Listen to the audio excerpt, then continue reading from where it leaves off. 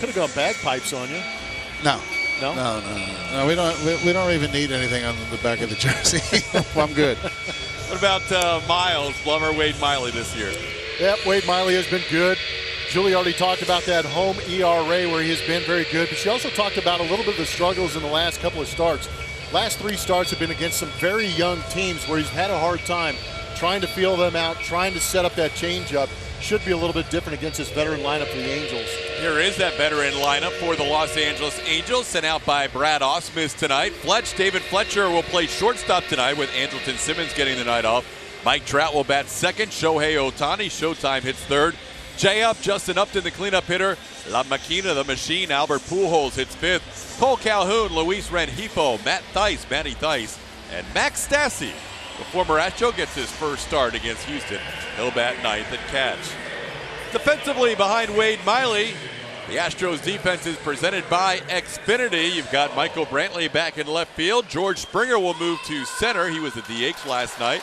And Josh Reddick will be in right field. Mr. Irrelevant has made a lot of relevant plays in right this year. Yuli Gurriel, Lapina on the right side with Tuve and Abreg and Toro on the left side. Robinson Chirinos, Pelo Buche behind the plate for tonight's game. Toro doesn't get a nickname. Toro didn't just even know straight bowl. he didn't even know he'd be on the 40-man roster. True. He could go straight Toro. That's kind of a nickname. He could. Big league lineup.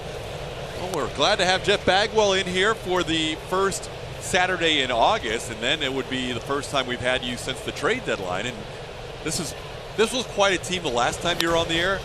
As there's a line drive caught by El Toro. The bull's there. The bull spears that one on David Fletcher. It is. It's been fun to see, to pull off a trade and get Greinke, a seasoned guy that's been around, that knows how to pitch in between guys that throw a billion like Verlander and Cole. It's a nice addition to us. Sanchez and Biagini and all that. So it's been great. A little addition. It always puts a little bit of step, a little bit of bounce in your step when you're a player and he adds somebody to you that can make you better. So adding while the other teams that they're buying didn't do a whole lot. Yeah, kind of shocking, especially the Yankees. They didn't do anything, which is fine by me. Mike Trout bats. Who's this linebacker? Was he playing on Sundays or is he going to play just today? The linebacker known as the Kid. Yeah. Well, he's having himself quite a season. It's all right. If he stays around, he has a chance to be okay. Miley has not thrown him a strike yet. It's 3-0. He came up in some big spots last night. The Astros got him in some big spots. The biggest of all was in the 7th inning. Pop up. First and third, one out. And he popped up to shallow center field. The last batter Zach Greinke would face. Got to go early with this, Baggy. What are you thinking of these player weekend uniforms? The black unis versus the white unis. Well, I'd like somebody to try. I try to find somebody that's going to explain to me exactly what the point of these things are. They say it was about the bats and the shoes, but all I see is white and black, so I don't understand. But I guess they're trying to get some sort of fan experience to see all this kind of stuff. And it's all good if the fans like it. I don't know what the returns on investment have been on that, but it's interesting. All I see is black and white, so I don't see any shoes and barely any bats. Toro on a couple of hops makes the play. Yuli hangs on the bag for the second out. I was thinking about this too, about the fan interest. Let's see what Blummy has to say about this. I think fan interest, we should make, if he plays 6 days in a week, then 3 of those games you should run to third base instead of first base. Oh, you're really going to make some sense. Yeah, because I'm tired of lefties getting a hit with a guy on first base. Why can't you do that? Why can't we get a hole over there? Jeff. Yes, Jeff. I switch hit. I know. You just take advantage of it sometimes. Do you have to do that? I can't switch hit. I would just be a left-handed hitter. All I want is a guy on first base. Well, on this, it would be a guy on third base, so I could just continue to roll over and get base hits. Thankfully, I had Jimmy Williams as a manager, so I only hit left-handed. This is true. When you were here, this is true. But I believed in you. I had one, and it was Jeff Bagwell. You did, and I did. I believed in you. I still do. I've never heard you call him Jeff. With a G. No. Blummer called you Jeff. He calls me Jeff generally when he's mad at me. 1-2 to Ohtani. But seriously, think about that. You want 1 day a week for the bases to be reversed? He wants at least 3. Why can't you do that? Because that's not the way the game's played. Well, we keep making up rules. You don't have to. You can't take out a guy at second base. You can't touch a catcher. I mean, what's the deal? We'll start having left-handed catchers and shortstops. Maybe you can bounce them in there for strikes. Well, then we could be like Miley. lefties that always complain. Oh, we can't hit lefties. Oh, we can't play against good lefties. Well, I mean, I've been facing Kevin Brown my whole career. Nobody complains about that. I did. Swing and a miss. The helmet comes off Showtime. Wade Miley, a 1-2-3 first inning. Baggy's trying to run the bases the other way in his first inning back. Things off, followed by Jose Altuve and Michael Brantley. Alex Bregman in the 4th spot. Yordan Alvarez back in there after a night off. Yuli Gurriel, big 2-run home run last night. Robinson Chirinos, Abraham Toro, his first major league hit last night, and Josh Reddick bats 9th. Dylan Peters is the left-hander on the mound for the Los Angeles Angels of Anaheim. I'll let TK explain the nickname later. On the season, he is 3-1 with a 3.92. That whip almost at 1.5. 8 home runs he has given up in that 41 1/3 innings pitched. It's Miles versus Dilly Pickles tonight, Blummer. Oh boy, why Dilly Pickles? Let's go to his Twitter handle. I'm not sure. He likes that little nickname. Dylan Peters. I do like the orange bat. I'm not guessing there were many guys that went by Dilly Pickles when you played, Baggy. Not that I remember. Not that you brought out on the field. there's a pitch outside. Dilly Pickles. What do you mean? Come on. No, I'm talking about it. This is a family broadcast. All right, let's change it to the family broadcast where you talk about sometimes when you're hitting and it looks like there's 13 fielders out there. Oh, that's it right here. This is the end of my. Ball to center field, but Mike Trout is there. And the fans got excited, but that ball may have broken that fluorescent orange bat. This is exactly what it looks like. Here's the defense behind Dilly Pickles, Dylan Peters.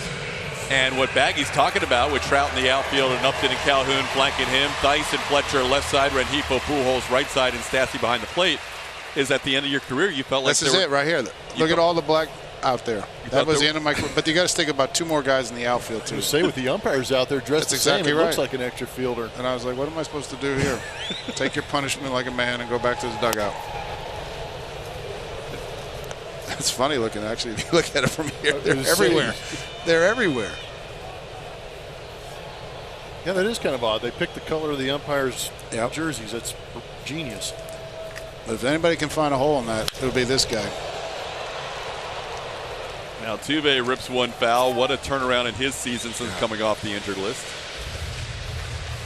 Yeah, he told me, he said, he's hitting, what, 240 something when he got hurt? 243. Yeah, that's not incredible. Yeah, and he goes, I can get back to 300. I'm like, he called it? Yeah, and I'm like, yeah, okay, and I actually believed him, and guess what? He did. He did it like a month and a half. He did, like 6 weeks, you're right. Peters misses outside for a ball. It's 1-2. White helmets, too, man. This is something. Like, seriously, this doesn't look like a big league game when you're looking at this.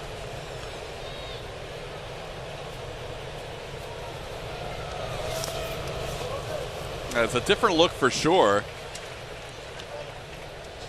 Saw all teams do this last night, and Plummer, you were making a comment it's even tough on the highlights to tell who's playing. Oh, that was driving me nuts. Went home and watching, quick pitch or whatever, highlight show you're going to watch. And you had to double take trying to figure out which team was actually scoring the runs and who they were playing against. It was kind of tough.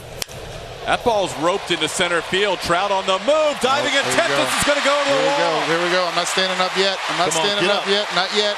Altuve will easily get into third base with a triple. I told you he found a hole. Awesome. What have you seen? So you talked about how he was hitting 240 maybe 6-7 weeks ago. Have you seen any changes in that swing? Well, there's one of them right there, is using the other side of the field instead of kind of rolling off the ball and rolling the ball to third base. He did that a bunch. He still does it a little bit, but back to the Altuve rollover where he hits it about 20 feet and nobody can throw him out. Yep. And then basically he's starting to hit the ball the other way. Every once in a while, we got back early, he was hitting home runs. And then he started just spraying the ball over the field, which is what he's done his whole career and why he's so great. Now Michael Brantley bats, riding a 16-game hitting streak, and in his first AB, he'll deal with the infield in and 1 out. Must be nice to know you get 2 hits every game. Gosh, right? Altuve's second triple of the year as Brantley takes 1 for a strike. You know, Blummy, I've seen your video about 80 times on TV about Brantley, and I understand it. It's amazing how solid he is and how his base and how much on balance he is. Even when he hits a ball, like he just sits there and stares at it. You know, I'm falling in the dugout and all those kind of things. He's just sitting there staring at it. His balance is unbelievable. Yeah, I think it's most impressive from this angle right here. Yeah. Because like what Baggy's talking about, you know, the backside's not falling into the dugout. He's not leaning out over the plate. It feels like, if ever, and he could hit a ball to left field, center field, right field, and he'll be on the same. He could stand on a 2x4. It's unbelievable. It's really. I was talking to him in the weight room yesterday, and I was just like, I don't see how you do that, man. But it's kind of natural to him. You know, and with all good hitters, he has just a small bit of things he has to worry about. Basically, it's his torso. His torso sometimes gets pointed a little bit towards dilly pickle, and that's not good.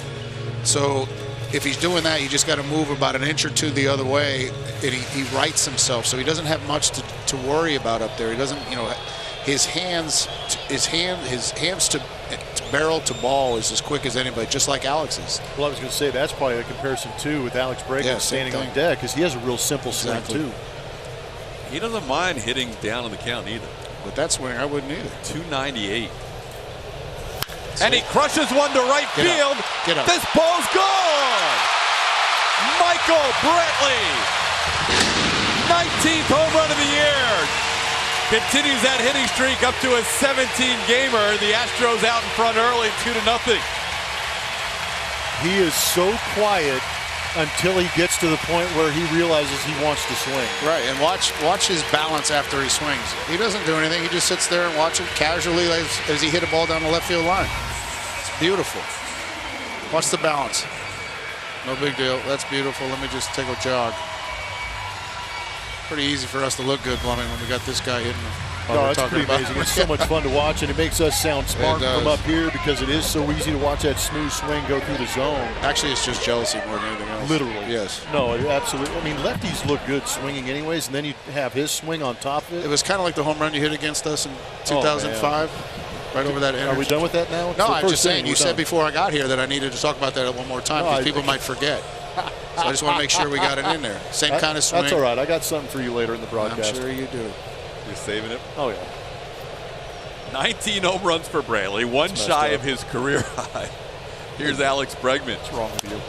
I have never seen him do that right there. Is that what color bat is that? That's the New Mexico bat right there. Is it really? really? Represent the home state. I did not know that. I didn't have a Connecticut bat when I was up there. Boston bat. We're just taking pitches. It's kind of his MO. Well, yeah, but I mean, he's like legitimately just taking them, not like even engaging in it. Never seen him do that. So he must have that auto take? Yeah, so he must have something in store for us here coming up. Whoa, that was it. Yeah, he was setting him up for that. That was it right there. Dylan Peters has not always had much success in the first inning in his career. Well, laying off those pitches, he gets aggressive, and on our MD Anderson strike zone, that's almost center cut. Yeah. It's almost yellow, that bat. That's ball 4. He is seeing the ball early out of the hand. He really is. Triple home run and a walk. How about what this guy did in batting practice? Before the game, Yordan Alvarez went where most players don't go. This is ridiculous, man. And that is not in a high. Yeah, I don't care if that's BP or not. That's a mega bomb. I mean, that's him, man. I mean, that is. He's just must-see TV. It's even must-see BP. Legendary. Imagine what would happen if he had 2 days off in a row. That's coming off and off. No, he can't afford that. What if he had an aluminum bat? He'd roll it over just like we do. Takes a pitch for a strike. his strike zone for a young kid it's really something special. That's something, you know, you really can't teach. I don't think once you get to this level, you either have it or you don't. And since jump, man, even when I saw him in spring training, I went down just to see this kid hit, and he just does not swing generally at balls. On the ground to second, bobbled by Rengifo, makes the play to second. They've cost the Angels a double play. You know, and for all the kids out there that are listening, the biggest thing that you have to do in the big leagues, and even when you're young, is to get a good pitch to hit. Because if you don't, the chances of you getting hits are very, very slim. And in the big leagues, you got the best defenders out there, so you got to get something good to swing at. And I think Jordan does a great job at that. You know, obviously Bregman does with all his walks. Brantley the same way. Just good hitters. And then you got free swingers like Yuli, who just crushes everything. Even on Christmas Day, he can get 2 hits. Yuli Gurriel's home run last night, presented by Community Bank of Texas. Yuli went on a 2-strike pitch the other way for a 2-run home run to break a tie. Special, Blummy. It is. He's been epic. Yes, he has. Both of them. It's the same thing. Especially epic. That's what we could have had for your Players Weekend nickname. Yeah. Special. Yeah, I've been on Special that. 5. I've been, yeah. Cinco Especial. Yeah. No, you locked him up. No, you didn't lock me up. You didn't. No, you didn't lock me up. I just. You edited yourself. Yeah, I edited myself. Here's Yuli with a 2-0 count. That ball's hit hard to left Another center field. Parker. That's going to be down for a hit. Trout cuts it off. Jordan being held at third, and Yuli gets into second. I'll tell you what, watching Jordan go first to third, he can move when he needs to. If Trout doesn't cut that off, Jordan scores on the double. No doubt. This is what we're accustomed to, is watching Astro hitters not miss pitches. But Yuli, the way he's been going the last month and a half, 2 months, you're going to have to be extra special to try and beat him. He is good, man. He keeps that bat head in the zone so long. He hit a ball yesterday, looked like it was going to hit him in the shin, and he inside out it for a base hit. It was beautiful. Yeah, his hands and his bat path are so unique. It really is. Make him so good. Now here's Robinson Chirino, second and third, 2 outs. Let's see, swinging up there. See, I'm supposed to be able to look for this stuff, but all I still see is white. I think he's just swinging a bat. It's just a bat. Just exactly. kind of boring. Just swing the bat. Chirino started last night off with the Venezuela colors on his bat, and then went to the. Nah, Tuve stole it from him, and he's raking with it now. I'm serious. I think it's the same bat. Just go Little League. Just pass the bat on. Just leave it at home plate. We did. We would do that the last day of minor league baseball. So you didn't have to spend much time. Just leave it right there. Swing at the first pitch, drop it. The next guy ran to the box, picked it up, and went. Get out of there. Time to get in the car and go home. You should have been in the car a month ago. But just get out of here as quick. You're embarrassing your family. In the minor leagues, nobody was watching for my family. That's true. You were in. Where were you in? I was SoCal. Ottawa. Yeah. Who's going to go from SoCal to Ottawa? Only one person. You. Luckily, she said I do. She did. Had 4 kids, 4 beautiful girls. I watched you hit right-handed. Yeah, I have to prove it to them every once in a while. They don't believe me. The home run derby. Yeah, me and Corey, the only ones that believed in your right-handed swing. Yep. I'd come home about halfway through the season. She goes, "You still switch it, right?" Yeah, I hit right-handed every once in a while. They won't let me hit right-handed. It's okay, honey. And then she'd say, "They let Jeff Bagwell do it." Yeah, he continues to roll over to short. Swing and a miss. Astros scored 2 in the first on the 2-run home run by Michael Brantley. Wade Miley will work with a 2-0 lead when we come back. I actually got a chance to catch up with him right before he started to stretch because his teammates were talking to him about it. it was a very big topic of discussion, as you would imagine. They were all looking up there to see that it had been fixed because they were seeing it on social media while they were getting ready for the game. And he walked out. When I asked him first about it, he just looked at me and smiled and said, "I don't know what you're talking about."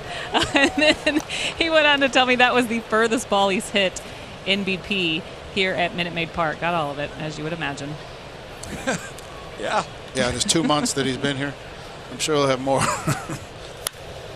That was crushed to get up on the El Grande. Jordan going with the Players Weekend nickname, same as Julia. Just the one name, just the first name. That's how we do it, Jordan and I. Yeah, same thing. Cher, Madonna, Julia, Jordan, Prince, same stuff. Swinging a miss, Wade Miley strikes out Justin Upton on 3 pitches. Wade with back-to-back strikeouts to end the first and now to start the second. Cut piece, been a good pitch for Wade Miley. Great location on that too. A little bit tough with some of the glare coming through the panels.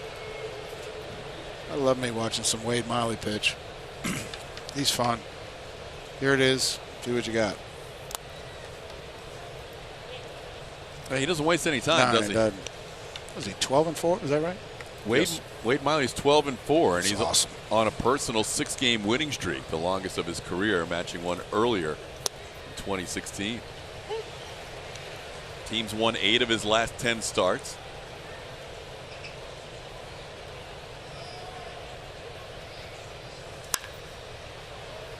Albert Pujols grounds a foul. Who's this guy?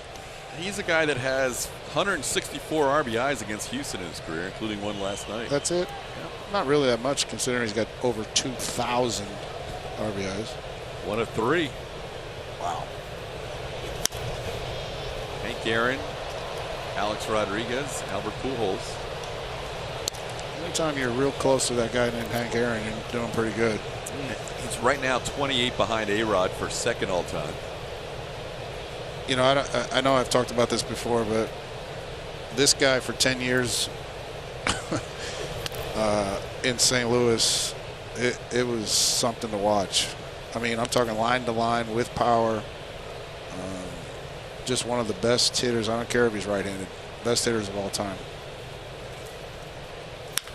On the ground towards third, Toro makes the play into the sun. Yuli had a little trouble with that ball as it came across the diamond, 2 away. 2020 Astros season tickets are on sale now. Buy your tickets today to secure postseason tickets for October. For more information, visit astros.com/season tickets or call 1-877-9-ASTROS. That game was unbelievable. Could be some more great moments this postseason. Yes, it could. Here's Cole Calhoun. I want to know what's behind that nickname. Kolinsky? Kolsky? Kolsky? I guess that's what it is. That's easy. This is the shift brought to you by Geico. They shift 77% versus lefties, which is highest in Major League Baseball. Anytime you say shift, you expect the Astros to be at the top of the list. So you're seeing the team that shifts the most and the least. 1-1 the count. Looked like Yuli had a little trouble there with the 6 o'clock start and that ball coming across the diamond. Well, the sun does set over there behind the building over there. The what is that thing called? The station, Union Station. Yeah. It does set there, so maybe that's a problem. Worse here or Colorado? Huh. Colorado. That's horrific. I still have nightmares about that.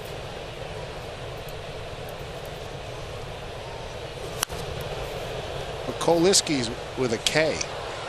What's that? His nickname. Yeah, Kolsky. Or Kolsky. I am really not the smartest guy in this booth. And I know everybody already knows that. I don't know why I struggle with that. I'm just looking around. I have no idea what I'm talking about. Everything I say, just disregard.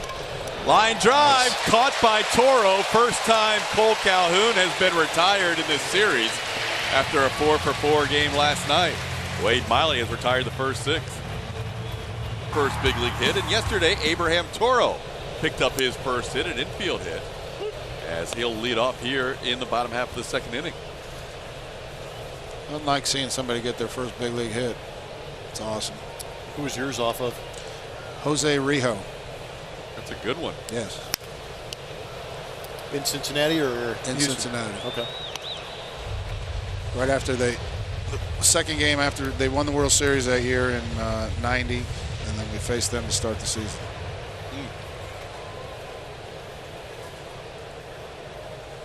Abraham Toro down in the count 0-2. Pops one up right side. Cole Calhoun coming in and puts it away for the first out. With a K. Sorry.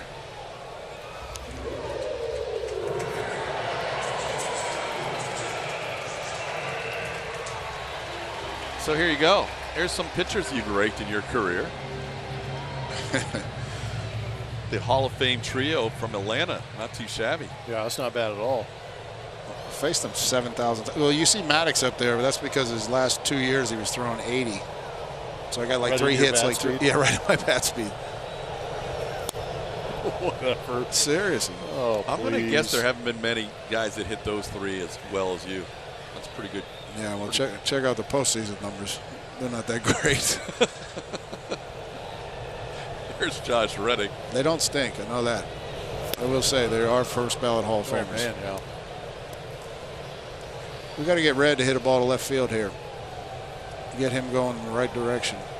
So that last game in Detroit where he hit a couple going the other way on a line, yeah, looked like he was starting to get dialed back in, because that's a big key for him, letting that ball travel. Sure is.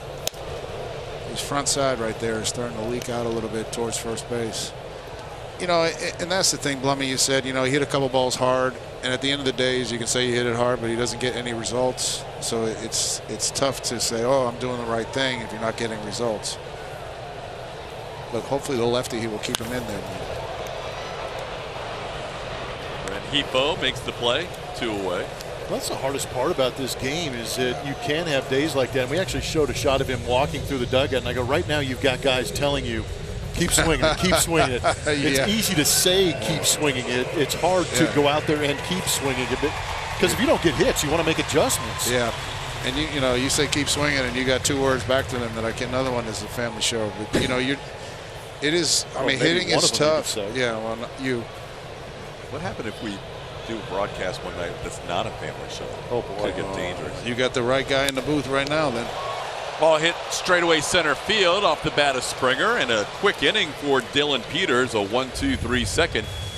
Need less than 3 minutes to retire the Astros. The 372 on base percentage is kind of silly. Well, how about like 2 years ago, all we talked about, we were 15-40 the other way. I mean, you know, so that's what we said back then. It's like, you know, things change. You know, there's no real way to put your fingerprint on it and go, oh, yeah, this is the reason why. A little delay at the start of the inning as Yuli Gurriel asked Miles Straw, his buddy, to bring out his sunglasses for this night game. Under a roof? Yeah. I've never asked for those.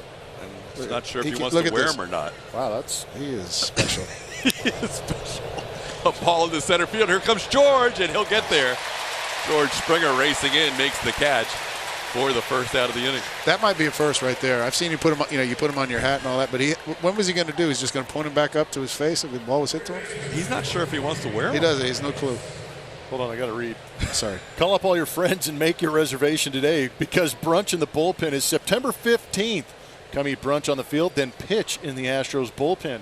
To see the full menu and get your tickets, visit astros.com/brunch. Love brunch.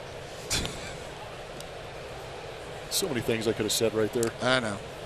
And that's fair. Everything's fair. It's a family show. Nice, yeah. It's a family show. It's okay. We're all family. So, I mean, Yuli might have been better keeping them on his face, because what's he going to do with them know. now on top of his head? Yeah, I've been there, though, where you have no idea whether you should put them on, not put them on. They're too dark, too light. But we are, like Blummy said, we are actually inside. Yeah, technically. Technically. Definitely, technically. See, he's right on board. I'm already wearing off on Blummy. He can't see either. Broken bat. This is Toro, who's had a few chances tonight. One every inning so far. Plus he caught a line drive. There's 2 away in the third. Yeah, that's the sun field over there. I don't know. Barely noticed. Well, it is. Like, you know, our dugout is literally right in the sun. It's in like the first inning, but it's usually in April and May, not now. Max Stassi getting a nice hand from the crowd as he returns to Minute Maid Park in a visiting uniform. Little did he know it would be the all-black visiting uniform his first time back. Stassinelli. It's a clean cut almost. Checking. He had a crazy trip to Cleveland earlier this year. He was with the Astros. Astros had a day off in Cleveland, then was with Houston for 2 of the first 3 games, traded at the deadline, then had the rest of that night off, plus an off day the next day because he had to welcome in his new team, who was then playing Cleveland over the weekend. So he spent a week in Cleveland with 2 off days. A family vacation. He basically was, yeah, he could become a resident. Hang out with LeBron, but he left. So who we got left in Cleveland? Did you say LeBron? I said he's gone. Did you say Johnny Manziel? No, I did not say Johnny. You're trying to get him. No, he is. You're throwing bait out. He knows I'm still flustered with the K in Calhoun. In Cole. I know. I got it, TK. Appreciate you, TK. 2-0. I mean, see, that's piling on. This is not family anymore. Gloves are off. 2-0 Astros after 2.5. I did. Kind of the band back together. That was a long time ago. Kind of the reunion. I was sweating so bad. From high-fiving? No, it's hot in Cincinnati. Because you were so happy about your 400? No, I was not that happy. You weren't? Oh, come on. No, it was cool. I mean, don't get me wrong. To do both in the same day, the 99 and the 400. You should have been sweating that bad. You took 2 jogs around the bases. You didn't have to run. This is true. I looked at Brad. We were both standing at the end of the dugout right there, and we kind of high-fived you and said congrats on the way by. And we both looked at each other, and I think simultaneously said, we'll never be as good as that guy. No, Brad was still mad for his last 40th ground ball to short that he hit, or 25th double play he hit in there. But that's because he hit the ball so hard he hit into a lot of double plays. That was his excuse. I told you about the time he got mad at me, right? Not really. I think it was that year when he led the league in grounding into double plays. He did. I was rooting for him to hit more. And he goes, you know, it's your fault. He's yelling at me. And he goes, if you'd stop getting on base, I wouldn't do that. Yeah. It's so typical of him. So he was kind of hoping occasionally you would make it out. Yeah, he probably put his head down if I got a base hit. He hit the ball too hard. That's what he said. Brad Ausmus. Man, we get so mad after making outs like he's never made outs before. His whole career he's made outs. Why are you getting mad? You should be used to this by now.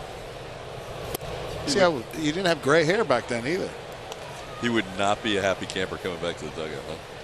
I mean, he'd snap, he'd be slamming helmets. I'm like, well, you were never good, so how would you ever know what it's like to be good? Gosh. It's a true story. Ask him. So, dude, what are you slamming stuff for? You expect something different? But he did hit a home run against Farnsworth. That's what he's going to tell me right over that 404 sign. There you go. So he has a couple comebackers for you. Oh, Brett's got more than a couple, I promise you. If I have the microphone, thank God. It's Altuve, Brantley, and Bregman here in the 3rd inning. Astros scoring 2 in the 1st against Dylan Peters. Oh. Altuve sends one to left field. That's going to be down and head towards the wall. Cut off by Justin Upton, but Altuve has a double to go along with a triple in his first 2 at-bats. Well, he's got the first 2 out of the way.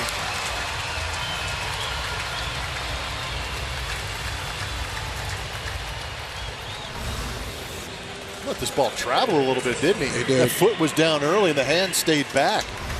I mean, everything he does is just different. Power Players presented by TXU Energy. How about a comparison between Michael Brantley and La Pena? La Pena had a great July, and it is nice. Well done. Michael Brantley's month of August. Pretty good numbers. Home run, production, a little bit different, but scoring the same runs. OPS, on-base percentage, and batting average. Solid. Basic point, they're good hitters. They really are. And when Yeah. they get hot, that's what you get. It's amazing to say in this lineup that after that month that Yuli had in the month of July, Yeah. you can move him to that 6th, 7th That's spot in the lineup, incredible. and he's still That's able to go down there and produce and clean up a lot of those base paths by driving those runners in.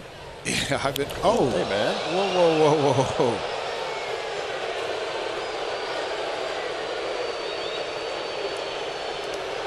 Peters hits Brantley on a 1-0 pitch on that front shoulder.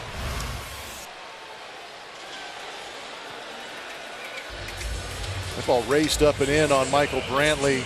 Match from Supermo is going to show you exactly where it gets him in that right shoulder, tricep area. Not too sure you want to put too many guys on base with Bregman and Jordan coming up, and Yuli. But you see how he turned into that.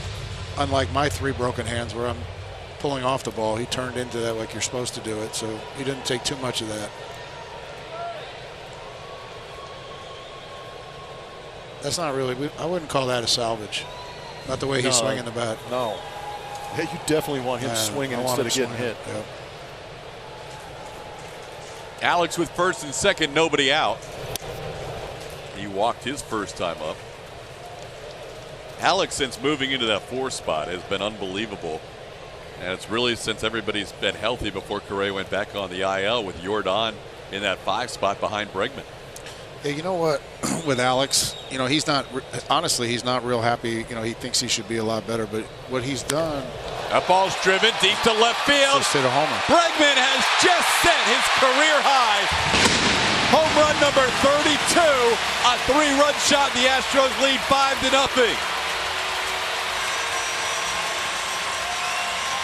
Abreg with an A-bomb. How about that for answering for hitting Michael Brantley? That helps There out you a little go. bit, doesn't it? Exactly right. And we've said it too. You don't want to pitch to these guys with too many guys on base because things like this can happen frequently. Alex is fired up. Love it. Should be. Yeah, I would be too. Career high, backed up his There we best go. hitter. Should have walked me. Oh, with the kiss now too. He's special too. These guys just pick each other up so nicely. They really mesh do. together so greatly in there.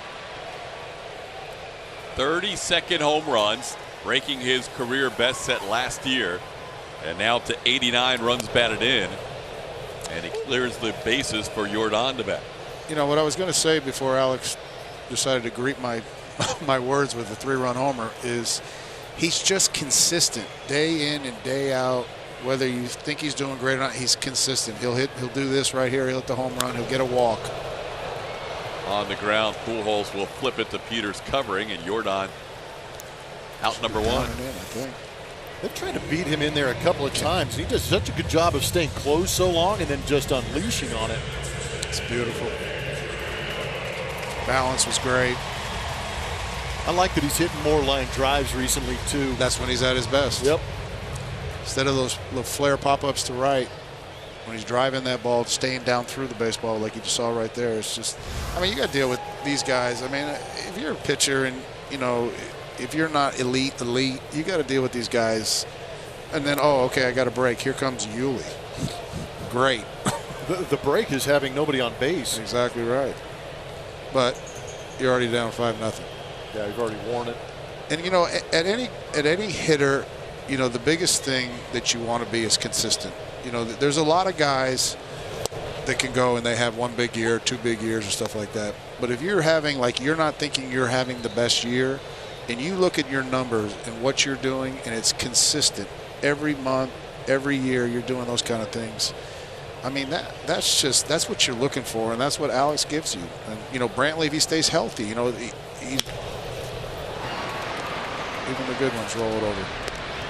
But if you could, you know, he stays healthy, you're going to see numbers like that year in and year out. Same with Yuli. He had a down first couple months.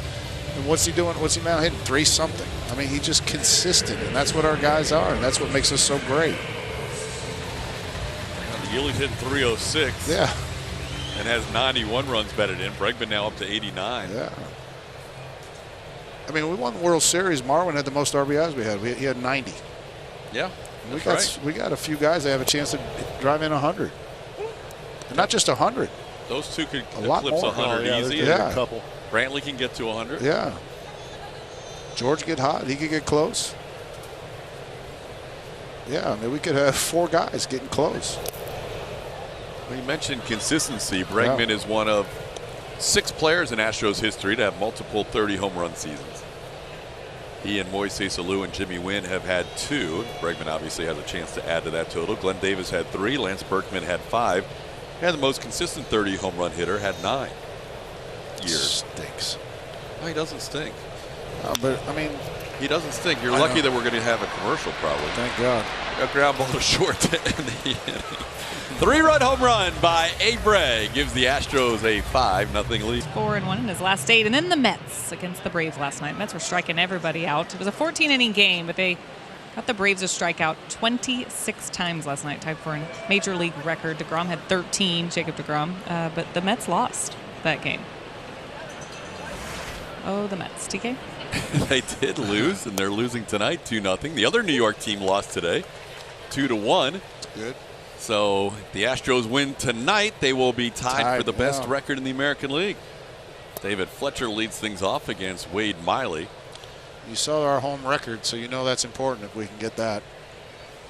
Every home team won, or home team won every game in the 7-game ALCS in 2017. There you see the records as we speak, with the Yankees losing 2-1 in LA to the Dodgers earlier today.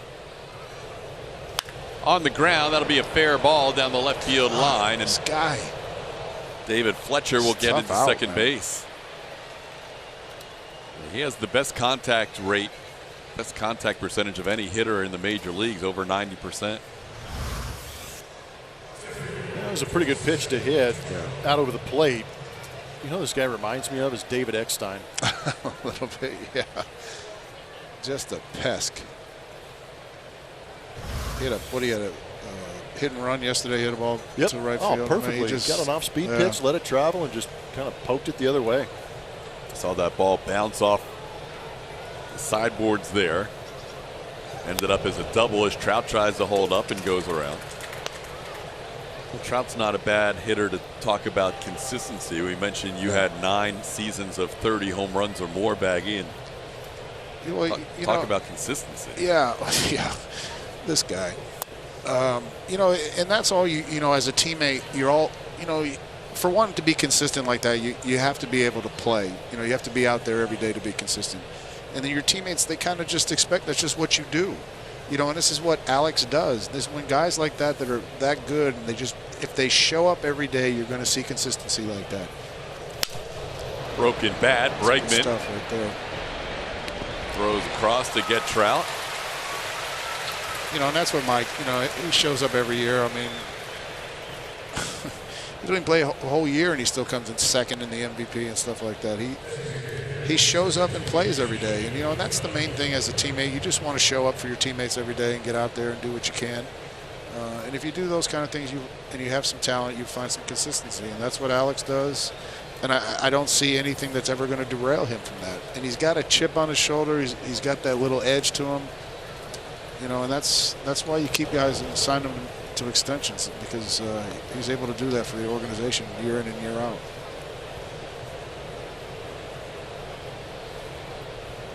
This guy's a freaking nature too, right here.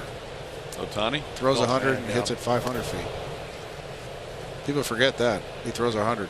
Yeah, he'll probably be throwing 100 again next year. And by the way, he can run. Yes. Forced Altuve into an error last night on a ball to his backhand because he knew he had to hurry. Yep.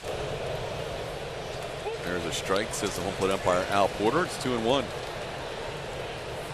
Well, Bregman, with that chip on his shoulder, has pretty much driven him to where he is now. I mean, every step of the way. Yeah, it really has. You know, wearing 30 at LSU because he felt like 30 teams passed up on him where they should have been drafted higher. Right. Now wearing 2. 2, he's a second pick. Yeah, he's mad. Yeah. So. Well, I mean, and that is what makes him special. And it's fun to watch as a former player, just to watch a guy like that just has that edge about him every single day. Tell Alex he can't do something. They can't jump for that. I know that. A ball hit above his head. But even the home run derby, Oh, going to second is Ohtani, and he is going to be out at second base. Bregman gets back to cover after the base was unoccupied, that Ohtani thought he could get in there. And Yuli makes the flip to Alex for the second out.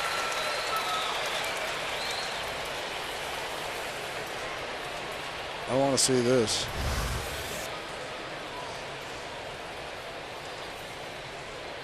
Safe. Yeah, he's in there. Yeah, there was a little bit of a mix-up on Who's supposed to be the at second relays base? because that runner at second base, line drive over the head, and yeah, again, it's, you know, is there enough to overturn it? I think they're going to overturn this one, unfortunately.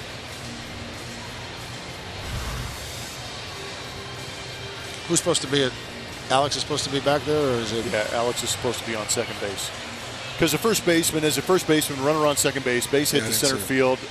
As a first baseman, you come over for the cutoff to home plate. Right. Second baseman trails and goes to first base to cover the base runner that just hit the ball. And the shortstop's got to come over to second base and cover that bag.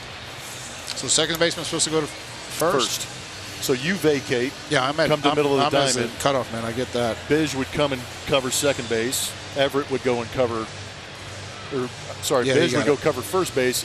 Everett would come cover second base. Well, either way, somebody has to be there. Yeah, so Yuli's going to come to the middle. Yeah. Tuve goes to first. But Alex needs to get back here. Yeah, he does. So that's on Alex. Because see where Altuve was going to cover first? Yep, you have it. Good stuff. Good look at it. Yep.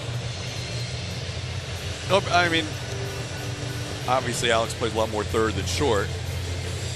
And that time he just kind of. Well, TK, that, you know, I'm not going to cover for Alex on that. If that's where he's supposed to be, he'll know that. And he made a mistake. But you're right. When Oh, what? Nice. That one surprises Yeah. me. Never mind then. Wow. Good play by Bregman. Yeah. Well done, Alex. Guess what? You can have salvage on That's a defense, salvage, yes. 100%. too. Gosh. I'll tell you what, most plays in replay on us never go our way. No. That's true. But the point, TK, what you made is, you know, I don't know what you are on our defense as far as a shortstop and a third base, Right. a shortstop and a I second understand baseman. You're so far away that I would imagine you really got to focus out there on where you have to be. And one little lapse can get you in trouble. But fortunately, that worked out. But I guarantee you, with Alex, that will not happen again.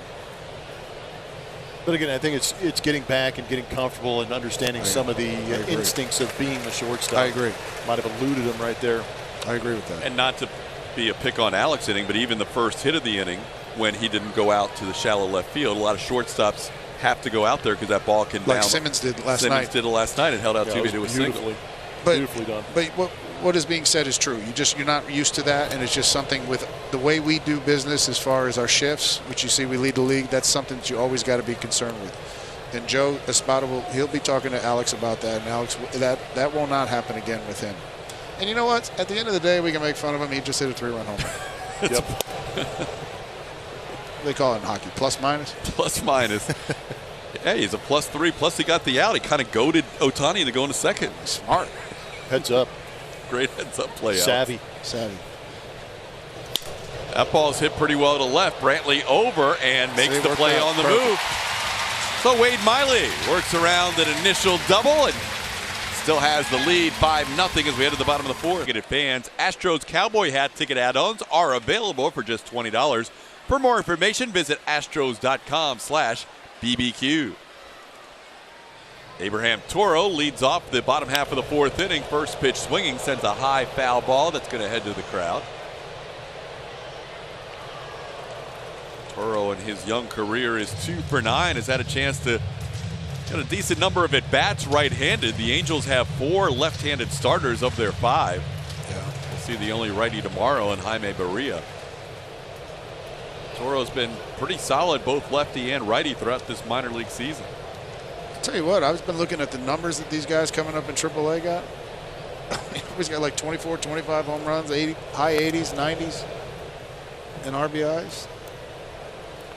Toro was moved from AA to AAA after Josh Rojas was traded in that Zach Greinke deal. And Toro hit .424 at AAA in 16 games. But even Super Jack had like, what, 25 homers, 24 homers? 25 bombs when he was last called up. Wow. Toro just 22 years old. Yeah. Grew up in Quebec City in Canada. He is the first Astros position player to debut from Canada. Terry Poole, the last Canadian. How about the bat flip right there? He flipped it after a flyout? Yeah, the bat boy chucked it. He has to only go like 3 feet to get that. We noticed that after his infield hit. Yeah. He gets rid of that bat. Fly out for the first out of the fourth.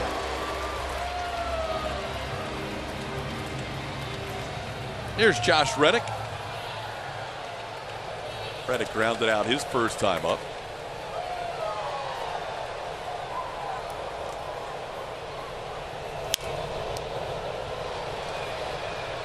Astros with a 2-run home run by Brantley, a 3-run home run by Bregman lead this game 5-0.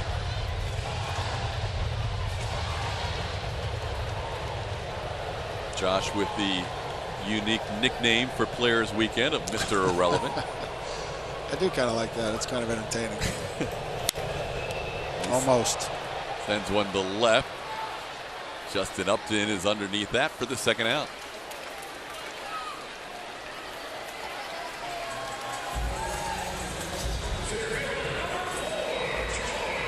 George is still bringing up the lightsaber. There he is. Give it another shot. Hasn't worked for him yet. No. He is 0 for 5 in this series. Does have a walk. Kind of like the orange bat, though. Unless it doesn't get any hits, then it's gone. Yeah, that thing screams Jeff Bagwell. Yeah, you know I would never take that thing out to play. Never. Your bat company sends you the fluorescent orange. You're not going to. They finally make those matte black bats. I'd have been using those.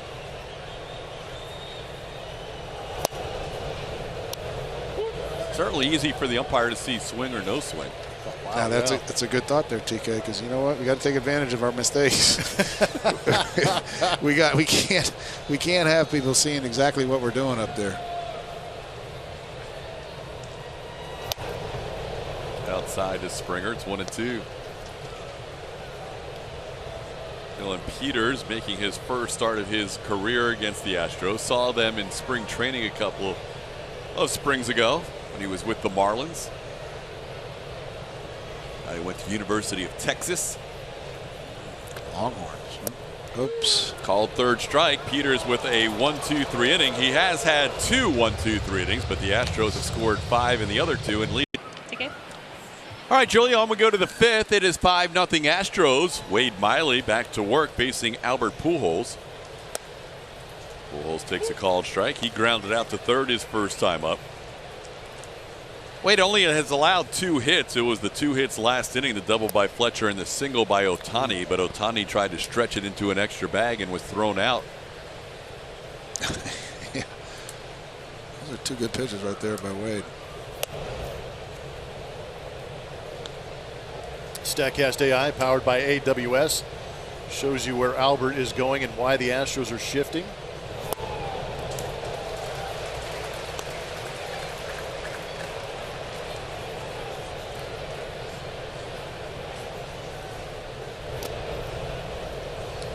And Wade's getting it and throwing it to start this inning. Pujols with a 3-2 count.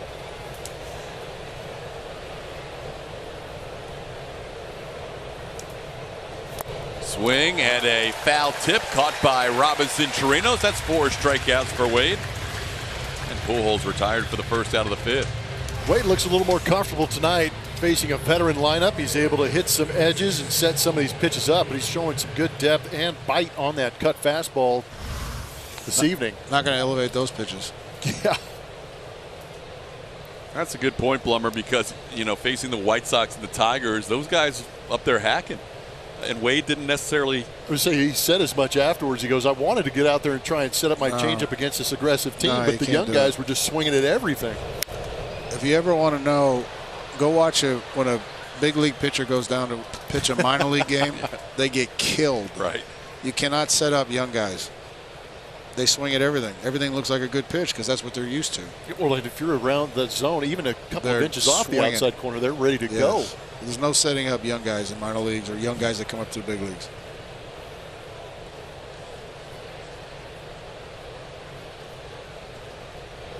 The good news for Wade is if he gets that start in the postseason, he won't be facing many young lineups. No, he will not.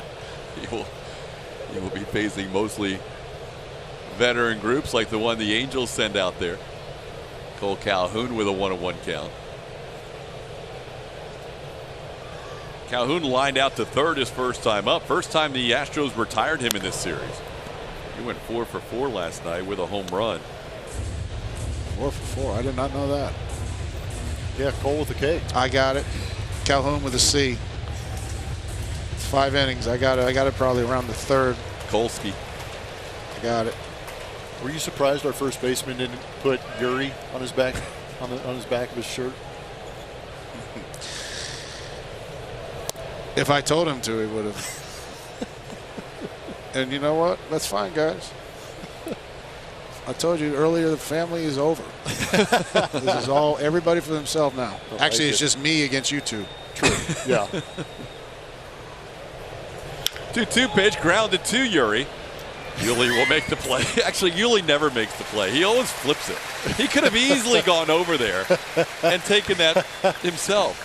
You better watch out, TK. I do not believe that you did that purposely. Oh, it was totally purposeful. Come on, man. You thought I messed it up? Come on. I'll admit to it because I messed up on Tyler Bauer earlier this year. That was a good one. Yeah, when I accidentally didn't call him Trevor. How about the lowest opponent's batting average at home for 11 starts? Wade Miley on the list with a former Astro and 2 current Astros. That doesn't stink right there when you got 3 of them. And it'll be Morton versus Verlander here on Tuesday night. There's a lot of lists like that where you have at least 3 or 4, and if you actually add Greinke's numbers into some of those overall in Major League Baseball, he qualifies too. Those whip numbers. Check, please. But LaPena never goes to the bag himself. I mean, he was 2 feet away and he still flipped it. Yeah, he likes to make those pitchers work. It's after the 5th inning, or it is in the 5th, so he gets tired around the 5th. You guys know how it works. Man can't see out there. He's wearing glasses on his forehead, underneath, on his nose, on his lips, trying to find any way so he can see. You got to improvise. If you would have said, it looks like he just walked off a Backstreet Boys set. Or figure skating, Yuri on ice. That's where I got it from. Yuri on ice. That's where I got it from. I told you that. Oh, it's so good. I wish I'd smiled more often with you in the booth, man. I go home and my cheeks it's easy are sore. because You make me laugh, man. because TK's smart and I'm just a sitting duck. I can't figure out K and C. If you would have said, and we may have to get into this conversation the next inning if Wade finishes it here, but if you would have said one guy in this lineup would have a stretch of 40 games and hit 20 home runs, Rengifo got into that one, and this one is well struck and way up there. That hit just below the train. That's 5-1 Astros as the Angels get their first run on a long home run by Luis Rengifo, his 6th of the season. There's a guy that's hit 6 home runs. He sprinted around it and killed that ball off the train. Yeah, that ball's well hit. Did you hear that? You can hear the difference. He killed that ball. Solo. All right. Ooh. That is right down the middle. Yeah, it didn't break. No, it did not break. You've said it before, Blummy. It's called a hanging fastball. Yep, believe it. Nothing better in the game than a hanging fastball. Yes, they do. But it's only a solo. Rengifo, who made his big league debut earlier this season, hits home run number 6. But where I was going was if you would have said in spring training, somebody in this lineup is going to have a stretch of 40 games and hit 20 home runs, Yuli wouldn't be the first, second, or third guy to come to your mind. It probably would have been George. George first, and, you know, Abreu can get as hot as Alex, anybody. Yeah. Too vague. That was incredible. His streaks. I mean, he's still raking. Yeah. It's 2 months in now. But let me tell you something. I have been on his bandwagon forever. Yuli can just flat out hit. probably shocks you that he's never hit 300. He finished 299 one year, but this is the year it feels like he's going to do it. Well, part of that, the reason being is because Yuli, he doesn't walk that much. Yep. And as Blummy and I are big fans of the word salvage, his 1-fers are 1-for-4s instead of 1-for-3s. Yep. That's why he hasn't hit 300 all the time. Matt Dice with a little single into left center field. Back-to-back hits for the Angels here in the 5th. And that's what makes Altuve incredibly special, because he doesn't walk either. And he just rolls out hits. I mean, I try to get, you try and grasp last year when he got, what, 11 straight hits? Is that right? 10, I believe. 10. Yeah. Lined out his another one? Yeah, but who does that? No, just him. I mean, and like you almost, like if it happened again, you'd be like, oh, okay.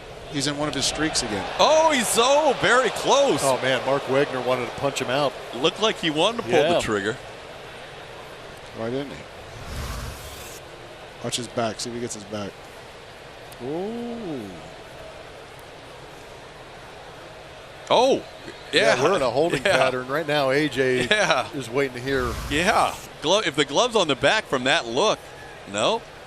Wegner was actually starting in from first base. He felt like he might have missed that.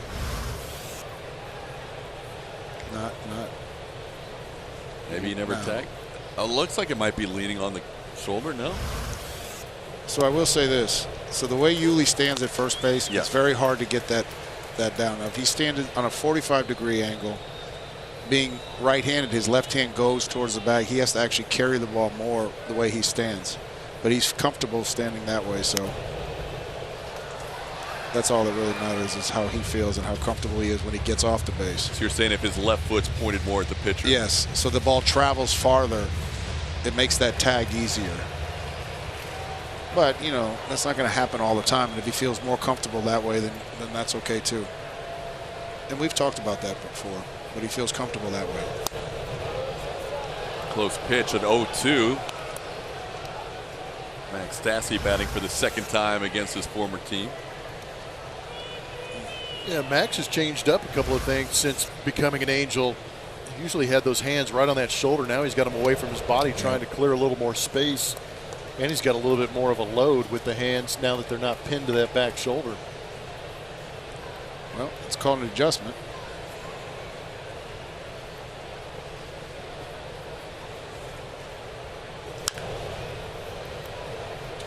Hitting's tough, man.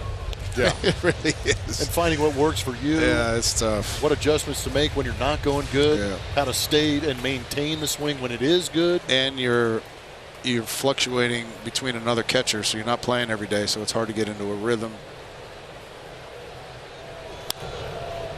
That was one of the things. If you're not playing every day, you got to find a way to simplify that swing so you can be consistent with it. You know, Blummy, and the other thing you have to do is you have to realize who you are. Oh, yeah. You know what I mean? Don't try and do something that you're not. If you don't get enough playing time, and or not say getting enough, but if you're not getting playing time in general, you got to find something that's going to keep you in the lineup. You know, and whatever that might be, if it's hitting the ball the other way, or if it's just putting one back foot on the back line and just trying to go deep, whatever it is. But you only have a finite amount of a time that you're going to get a chance, and like especially with Stas, you know, if you get up in the 8th inning, you're going to get pinch hit for. So you got to figure it out in 3 ABs. Takes one low, and now it's 3-2. He and Miley having a battling at bat here. And I will tell you this, man. I pinch hit for a month. That is no fun doing that. Trying to figure out one at bat and one swing. Upstairs, ball 4. Miley issues a walk to Max Stassi. Stassi was just 1 for 34 on the season against left-hand pitchers. He draws the walk. Well, all of this action happening against Wade Miley with 2 outs. That's probably the most frustrating part. Yeah. Even though he gives up that solo home run, you would like to see him shut down the 8 or 9 hitters to get out of this inning. That's probably where he's most frustrated. But I think Brent Strom's just going out here to break up the rhythm that he's in, because it's not a good one. Julia. Hey, while we have a second, have you guys seen the new shirts in the team store? Wade Miley and the Famous Guys. This is new this homestand. This is an A.J. Hinch quote. He dropped this whenever the team acquired Zach Greinke and added him to the starting rotation, having some fun with his starter, Wade Miley. Wade Miley thought it was funny at the time, and I asked Wade about this shirt. He kind of looked at me and said, I just hope I get a cut from it. That's all I really want, but whatever. That's cool. That's like Mr. Irrelevant. Same thing, basically. Wade Miley and the rest of the really, really good guys. Which 12-4 with a 3 well, ERA is pretty, he's kind of pitched good. himself into the conversation of being with those guys. I agree with that. May not win the popularity contest, but he's a good pitcher. Yep.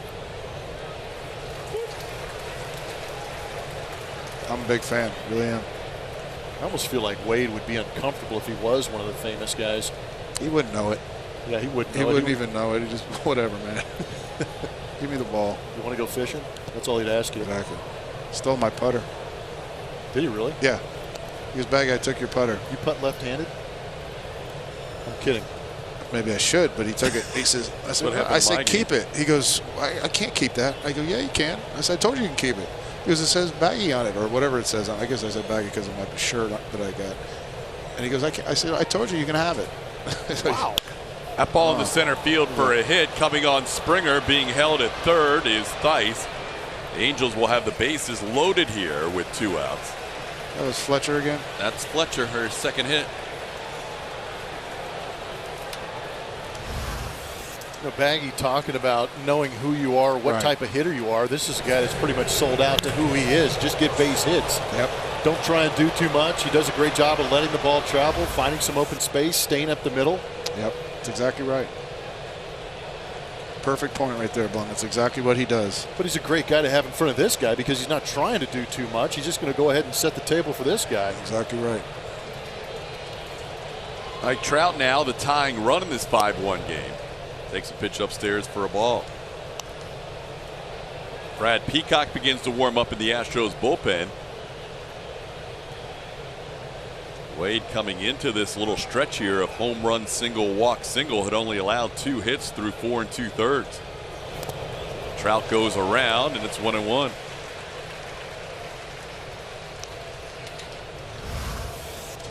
It's not too often you get a guy like Mike Trout to chase like this. He likes the ball down. Maybe anticipating something down there, but that was a little much. I think he should keep swinging at that one. See. Well, and credit Chirinos too for allowing Miley to be able to throw that pitch and keep it in front with a guy at third. That went in, didn't miss him by much. It's 2-1. It broke a lot, that pitch. That was more of a sweep Yeah, it was. than a You cut. see that very often. Hey, man, if you're going to miss in. Oops. That seems like a bygone thought process.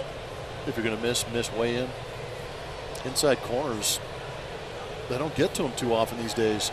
No, but I don't know. I'm a big fan of pitching in. I just think it's difficult. Makes the outside corner so much farther. Great pitch. Well, that's what I think is great too about his 91-mile-an-hour fastball. It may not sound like a lot, but it sounds like a lot when you normally have the cut at 86, 87 miles an hour. Because as a hitter, you're anticipating the cut, and then it doesn't, and you're locked up, and you take it for a strike. Right, and so it's either there or it's way in. Ball to center field, sending Springer back, and he eases up and puts it away for the final out of the inning. Mike Trout 0 for 7 in this series, and the Angels leave the bases loaded. The Astros lead it. So Houston for the annual Badges and Bases H-Town Rundown presented by Chenier. The family-friendly 5K and 10K run will take place Saturday, September 28th with proceeds benefiting both organizations. To register, visit astros.com/run. Here's Jose Altuve. Already has a triple and a double tonight. What are we betting on here? Homer? Yes. Never had a cycle, never had a 5-hit game. I know that. You guys have been talking about that 5-hit game forever. It's got to come here pretty soon. I would imagine with as many hits as this guy can rack up. You know, I just looked out here again. I mean, seriously, there's 1, 2, 3, 4, 5, 6, 7 guys on the infield that could all catch the ball and nobody know the difference. 8. It'd be great if the umpire threw a guy out. Oh, my God. You talk about epic. Are you okay? You having flashbacks? from like. Yeah, I'm okay up here. Yeah. I'm fine up here. And nobody really can see me. It's my white shirt with my white skin and my white watch. You guys did accessorize well with the watch. Right? Think we did? Can you dig it? Come on now. Missed to Altuve, 3-1.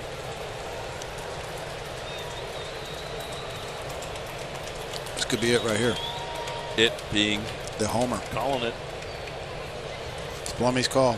He's got 23 on the year. His career high is 24. He's done it twice.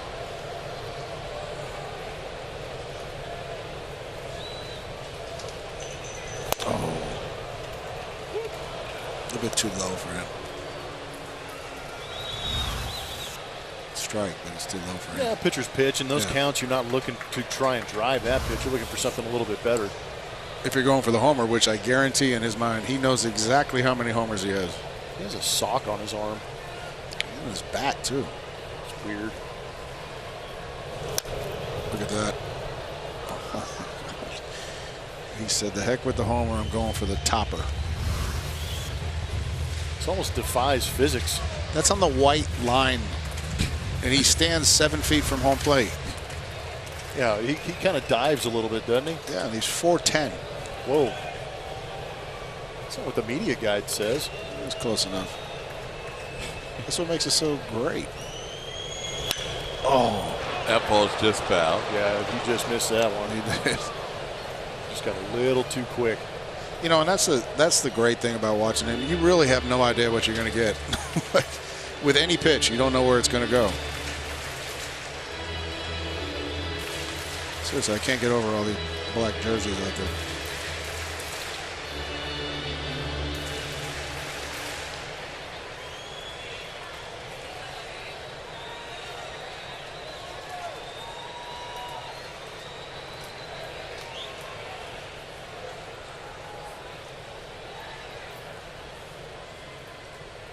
I mean, look how far he is. Ball 4. On base for the third time tonight, Jose Altuve draws a walk. Go back to Michael Brantley's home run.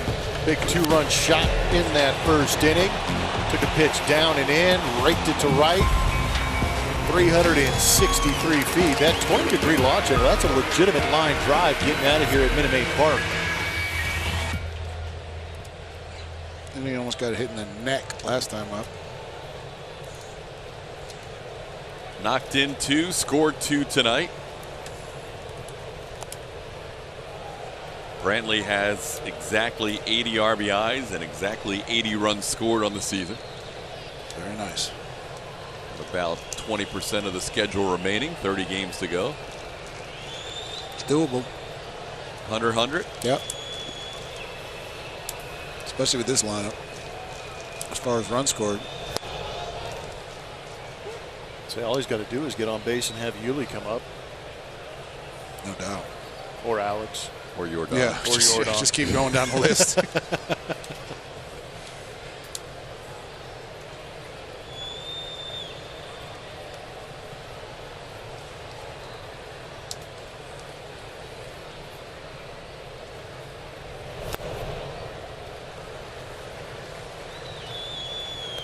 By the way, in case you missed it earlier, Jordan hitting a ball off El Grande in batting practice. And part of the scoreboard went out. United, right with the United signage? They said that it was hit so hard it dislodged the cables from the sockets on the bottom right corner of the scoreboard. Whatever. Oh, man. The legend grows. It does. It really does. We'll do it again. That lower right-hand corner. Yeah. You often talk about using the Chevy Silverado sign as a target, but he literally took you up on it. Over it. Yeah, I would say he went past it. Yeah, forget that. Anybody can do that. And that's the back wall of the stadium. It's not, there's nothing behind El Grande except the parking garage. Brantley, good eye on a pitch outside, 2-2. Where's he going, Baggy? He's not coming in. I promise you that.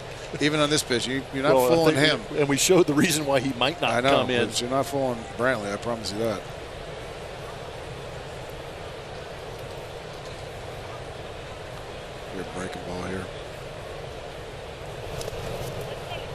There you go. 3-2. Played before. Yeah, but it's not even a competitive one either. I mean, he just well, that's the big thing. I mean, you guys talk about that. Look like a strike. That's the difference between the really, really good pitchers. Is they make every pitch where you have to think about swinging at it. That pitch, as soon as it leaves his hand, he's not thinking about swinging at it. Yep. And now he's 3-2. You see it over and over again. 2 strikes and then 3, non-competitive pitches, and it's just, what's the point? If you don't have to think about swinging when it leaves your hand. I mean, you're just like, okay, every time you do it, the stress level goes down. And the stress level for him goes up. Especially now. I mean, you got him, and even then more so now, yeah. Yeah. And look who's on deck, and look who's on deck, look who's on deck.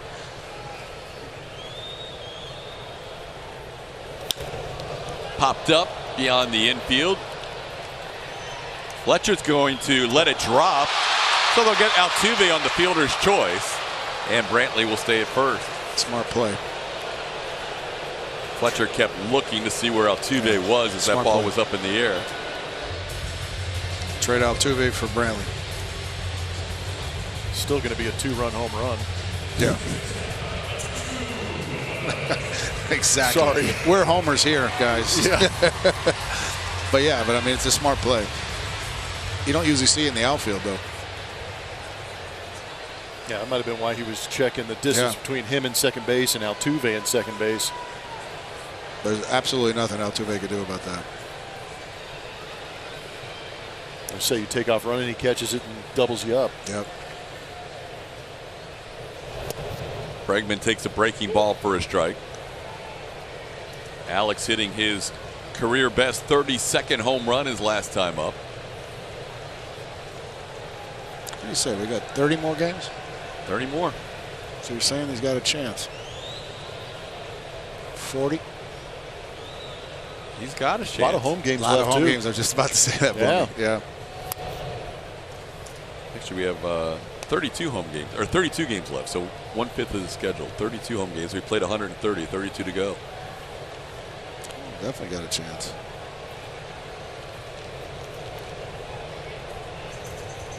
(17, 18 of the 32 are at home. Yeah.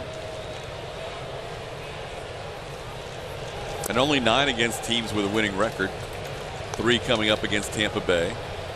You got a 4-game series in September against Oakland.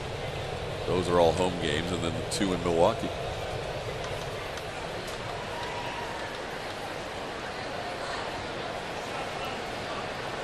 Tampa trailing Baltimore tonight 7-1. How about that? Baltimore all of a sudden has won some games, haven't they? They scored like 1 billion runs in a weekend series against somebody, didn't it? Like 15, 13. Am I wrong? I don't know. Well, they played a gauntlet schedule where they had Yankees, Astros, Yankees, Red Sox back to back to back to back. But since then they've been a little more Maybe it was against the Red Sox. They scored some runs. Brad Peacock continues to warm up. Looks like Wade Miley's night might be done. Wade had to throw 39 pitches that last inning. And is up to 96 in the game. Alex fouls one away. It's 2-2. That New Mexico bat worked well for him last time up. Yes, it did.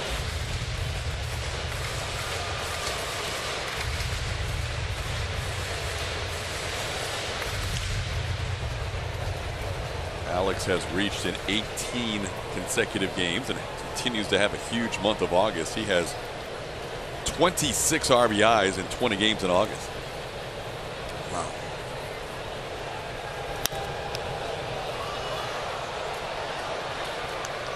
I mean, there's some big Julys, big Augusts for 2 dudes or 3 dudes. Crazy. Yeah. Fun to watch. Well, it's just amazing that Alex Bregman is putting up the numbers he is putting up in August, and we're kind of forced to talk about him because of what Yuli's done, Jordan, Michael being on the tear that he's on, and he just kind of, I mean, it's crazy to say, but floated under the radar with damage and batting average. Oops. Into left field, Upton coming over makes the play. Bregman retired for the second out. Yeah, really, you're talking about 4 guys, really. Yeah.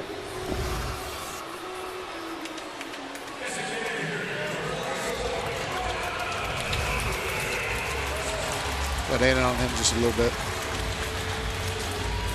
Here's Jordan. He's grounded out a couple of times, once into a fielder's choice. Look at that club he's got. face. Some damage right there with that thing.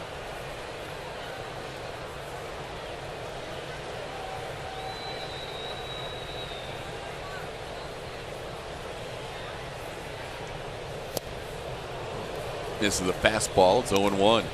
They've put up on El Grande the spot where he hit the baseball in batting practice. Oh, how funny.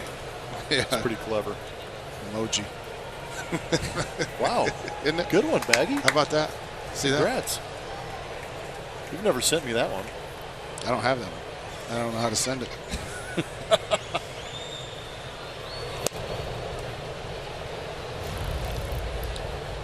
Now, this doesn't get old. It's so thunderous.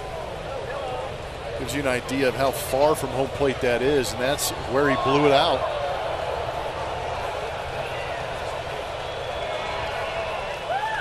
Love the reaction of Javier Bracamonte. Oh, yeah, he loves that. It's like he hit it. There's a strike.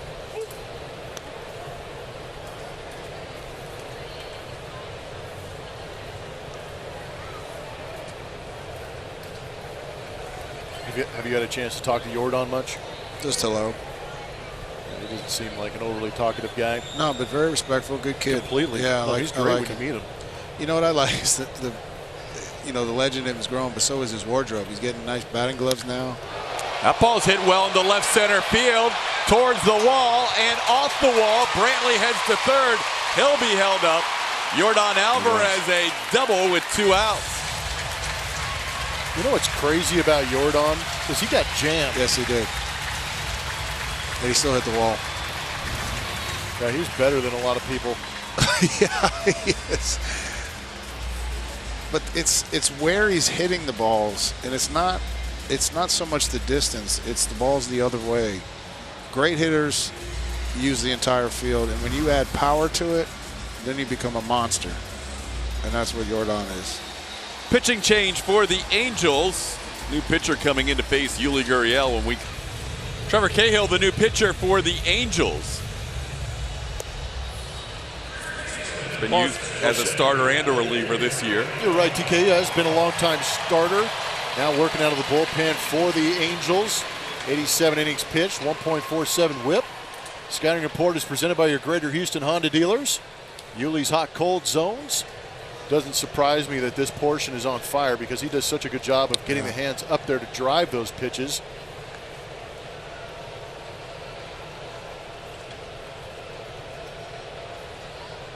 Off the plate is a tougher zone than on the plate for Yuli. He does as much damage on pitches outside the strike zone. Yeah. Well, Blummy said it. He does so well on the ball that's up, staying on top of it and through it. Better than most. Cahill's 29th appearance, his 18th as a reliever, 11 as a starter. He's a 4-pitch guy, usually relies on that sinker, 92, 93 miles an hour, but he's got a very good changeup. Also a curveball and a slider.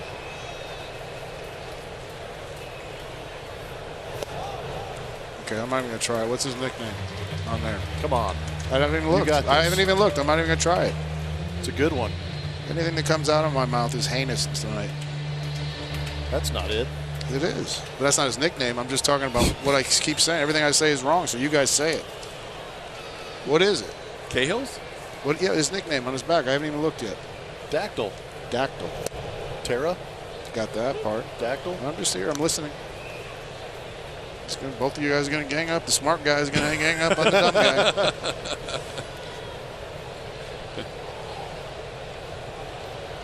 There's a Yuli fan. That's nice. I want that for my house.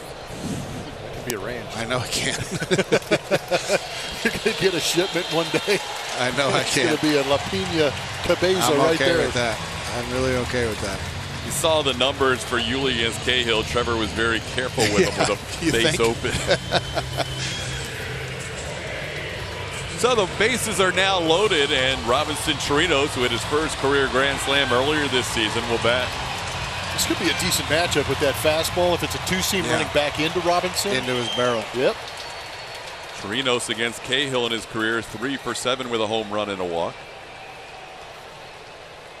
I agree with you on that, Blummy. Sink it right to it. Don't do it. Oh, it was never a strike. I don't care what that box says. Yeah, Robinson is saying the same thing. It looked like a slider that was fighting to get back, but I'm with you. Never got there. That's indefensible, that pitch. You can't do anything with that thing. Both mentally and physically, because your brain's terrible. not telling you that's a strike. Exactly. That's cued towards the right side. Rengifo hustles and out at first base as Chirinos goes in sliding to first for the final out of the inning. Astros leave the bases loaded. It's still do remarkable work for that cause. Saw a baggy jersey over there. So yeah, that's it's an awful disease. I learned about HD a couple years ago with a friend of mine who just recently lost his wife, Kim. Her father, David, has lost 3 adult children to HD. And if you don't know what HD is, you look it up. It's a terrible disease. And what Joe and Allie are doing is just a tremendous job of awareness and trying to find a way to end this horrible disease that's affecting way too many people right now. 6th inning baseball. New pitcher for the Astros, Brad Peacock, facing Shohei Ohtani, and delivers a strike.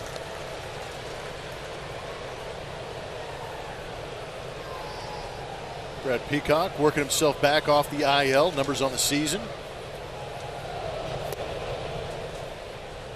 So Peacock's nickname is P. It's a good one. Keep it simple. Yeah. You take it from there, TK. You take it from there, TK, not me. Showtime, Shohei Ohtani. Showtime. Versus P. Versus P. Let's keep it simple, right? Just a letter. Yeah. That's it. That's all you need. That's for me. So I remember. Not a K or a C, just a P. Come on, P.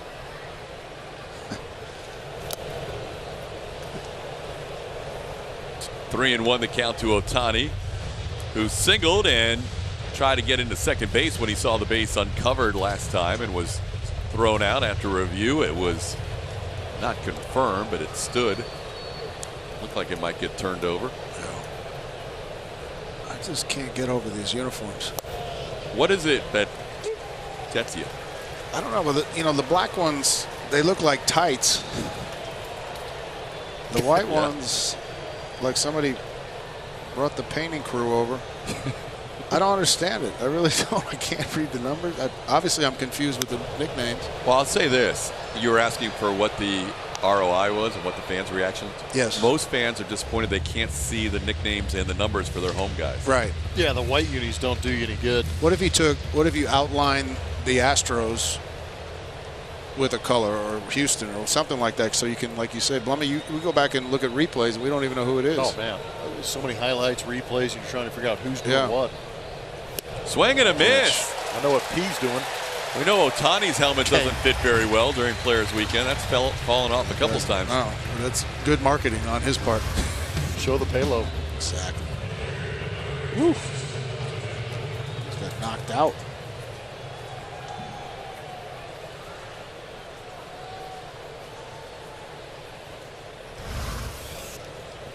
Brad Peacock could be an important piece to the puzzle in the bullpen for Big the time. Astros. Exactly right. Could be huge for our bullpen to get him back healthy. And you know what? And Brad's been there, done that before in big situations. So that would be really, huge for our bullpen to do that. The thing that people sometimes forget about the 2017 run is it was as much the starters out of the pen as the actual bullpen guys that got the job done in the postseason. Heck yeah. Brad started in the ALDS against the Red Sox, but then came out to save a game for McCullers. Right. And McCullers saved a game for Charlie. Charlie, he started Game 7 here and then finished Game 7 in L.A. Yeah. That was awesome. Lance started Game 7 in the World Series, and Charlie finished. Kind of flipped roles there. 2-1 the count to Justin Upton, who has struck out and lined out. Aaron Sanchez could be an interesting piece too if he comes back healthy.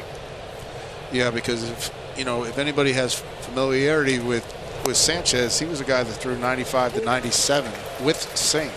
when he was with Toronto. So if he comes back healthy, he can be a big weapon for us also. It will be a good little 11 for 8 spot battle. Josh James starting to begin his rehab assignment. You know, you got AJ, and you know, I don't even think I'm biased. He's the best manager in the game and what he does, and he's got good feel for those guys and who can come in and do stuff. What he did in 17, watching, not just going with the numbers, going with feel and what he saw and stuff like that. We have all the makings of doing this again, and I'd be excited to see this. What happened there? Fell in between Springer and Altuve. That ball was up in the air for a little while, but it was perfectly placed between Springer, Altuve, and Reddick. And Justin Upton reaches with 1 out. Well, Justin Upton says that's a salvage right there. Big time, man. You ain't lying. Yeah, got blown up a little bit and skied it out there. I thought there was plenty of hang time out there, but you could see Altuve trying to figure out where all the bodies were, and nobody was near the baseball.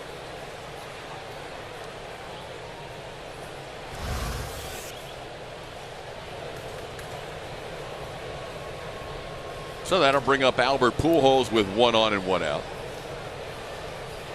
Pujols is grounded out and struck out.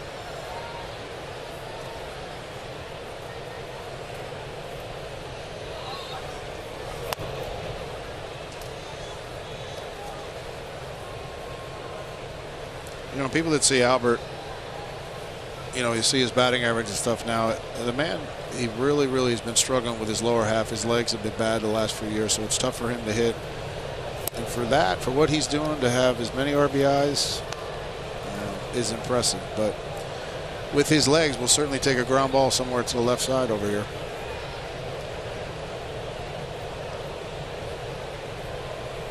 Just in case you're wondering, I'm a big Albert Pujols fan, except for right now. A little bit low, and Peacock has fallen behind 3-0. Chris Davinsky warming up in the Astros bullpen.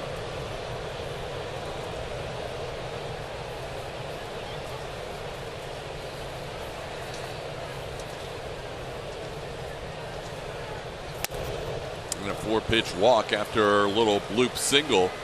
And A.J. Hinch with the left-hand hitter Cole Calhoun due up will come out and make a pitching change. First and second, 1 out in a 5-1 game. We'll be back with Chris Davinsky coming on to the 6th. He throwing 96 pitches, had to work through that last inning to get out of there, but did a good job just allowing that 1 run. New pitcher on the bump for the Houston Astros in relief of Brad Peacock is Devo. How about those kicks? Finally we got somebody we can see their shoes. This is why we wore the uniform, so everybody can see their shoes. Show out, Devo. Let's see what you got. What does it say? I don't know. That's what we're trying to figure out. COD. Good changeup to start things off against Cole. The baggy pants, too. Awesome. Baggy pants, high socks, and stylish shoes. That is a Devo combo.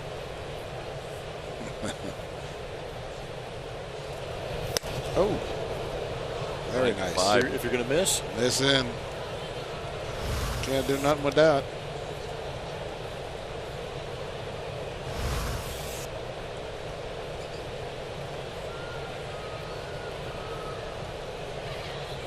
Calhoun has lined out to third and grounded out tonight. Saw his numbers against Devo. Brad Peacock leaving after a flare single and a walk. Struck out the first batter of the inning, and now Devo behind Calhoun, 2-1. That is the right pitch, though. It really is. Because you know he's thinking about that changeup. That keeps him from getting out over the plate. Throw him another one in there for a strike. You're right, because it's 2-1 count. He may be thinking he's coming with that changeup. Yep.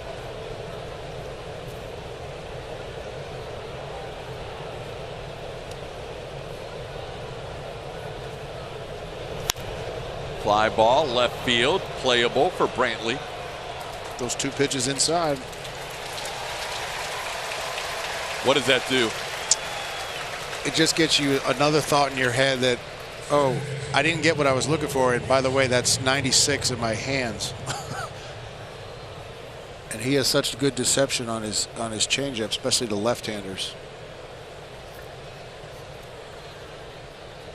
Here's Luis Rengifo, hit a long home run his last time up. And that's why AJ uses him against left-handed hitters, because you don't see it as much. As a right-handed hitter, he falls off the mound so far that you see the changeup a lot more than I think you do as a left-hander, because the left-hander you're falling off towards him. That's good. That's good pitching right there. That makes sense, Blummy? Yeah. You're left-handed and he's falling towards you. You don't see it as well as a right-hander when you're falling away from him. That's what's probably pretty tough about him, is his body is so violently falling one way, Right. the pitch is going the other. Right.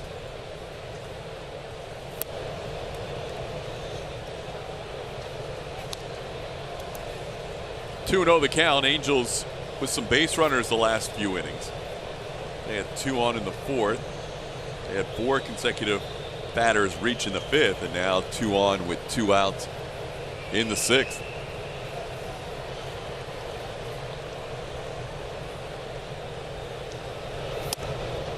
And it's 3-0 on Rengifo. 96. Hey, he's been lighting it up with the fastball a little bit in the second half.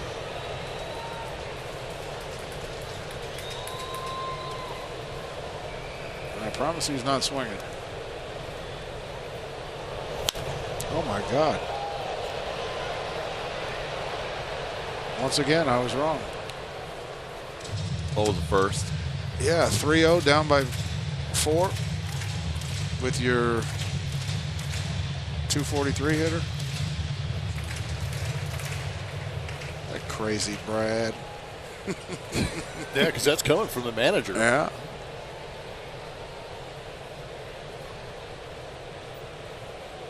Especially after he just walked the guy beforehand, too. Now it's 3-2. Now what does he get? You know what? The circle. Right. Of death. And then he's going to carry some luggage off the field for us. Believe that. Believe that. We love it when he's doing that. Yep. From 3-0 to 3-2, a heavy diet of fastballs against Rengifo. We will see if the circle of death comes out here to try and finish off the inning. The runners will be off from first and second. Is he shaking off? He did look like he shook. It's a Stare. Bases are loaded. Did go to the changeup. Did. Overthrew it. Didn't make it what, Blummy? Competitive enough. Yep. Saw it as a ball early. Yep. So for the second straight inning, the Angels have brought the tying run to the plate with the bases loaded and 2 outs. Last time, Mike Trout flied out to center field to end the 5th. Now Matt Thaiss will bat with the bases loaded and 2 outs. He's 1 for 2 with a single.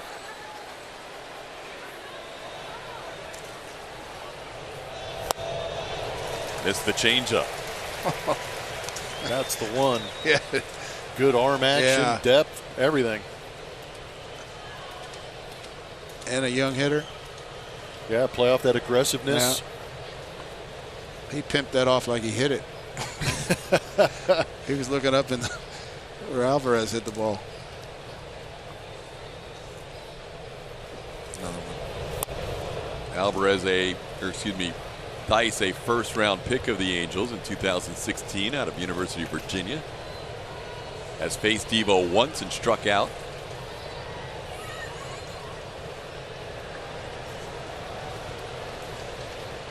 Big spot for the young third baseman for the Angels. A count of 1-1. Astros trying to work around some traffic. And misses the changeup again. It's 1-2. He's still looking up. Yeah, he's leaning back on it, isn't he? Yeah. So far out in front of that. It's great deception by Davinsky. You'd like to see him do it again.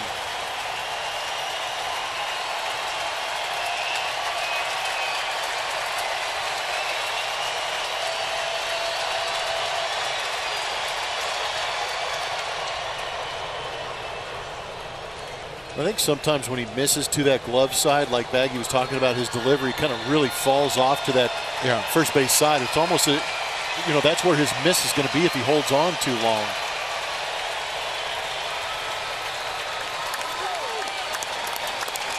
You almost got to get it in his eyes enough to see it so they get big. Get it. Swing and a miss.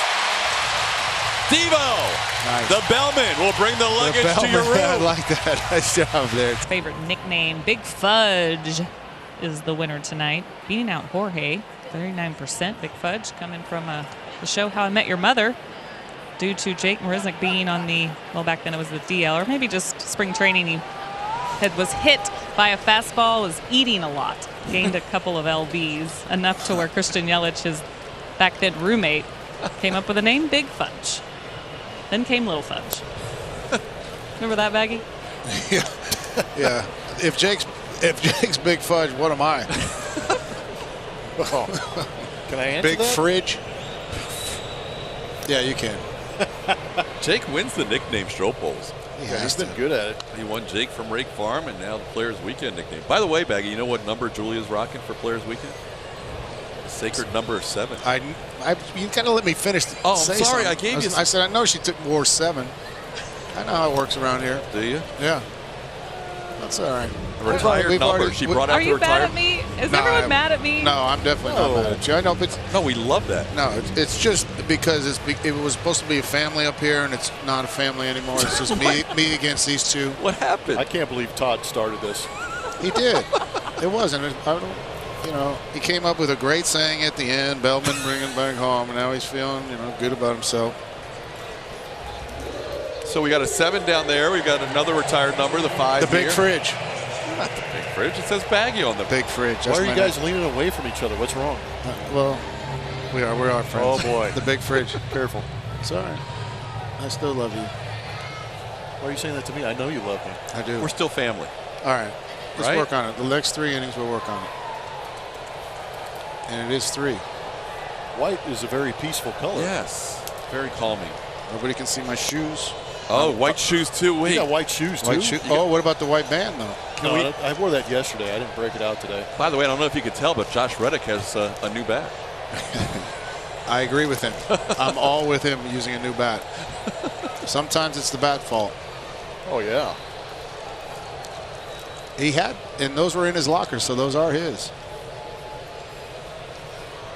Might want to try Altuve's bat. No, you guys are doing nice with the accessories. I did not. Truth be told, I broke my other watch before I got here. It worked out. It worked out perfectly. You just had that one lying in your ashtray or something? Yeah, I'm a watch guy, so. I know you are. You got good ones. There you go. There it is. Yep. Look at that. Style and Blummer.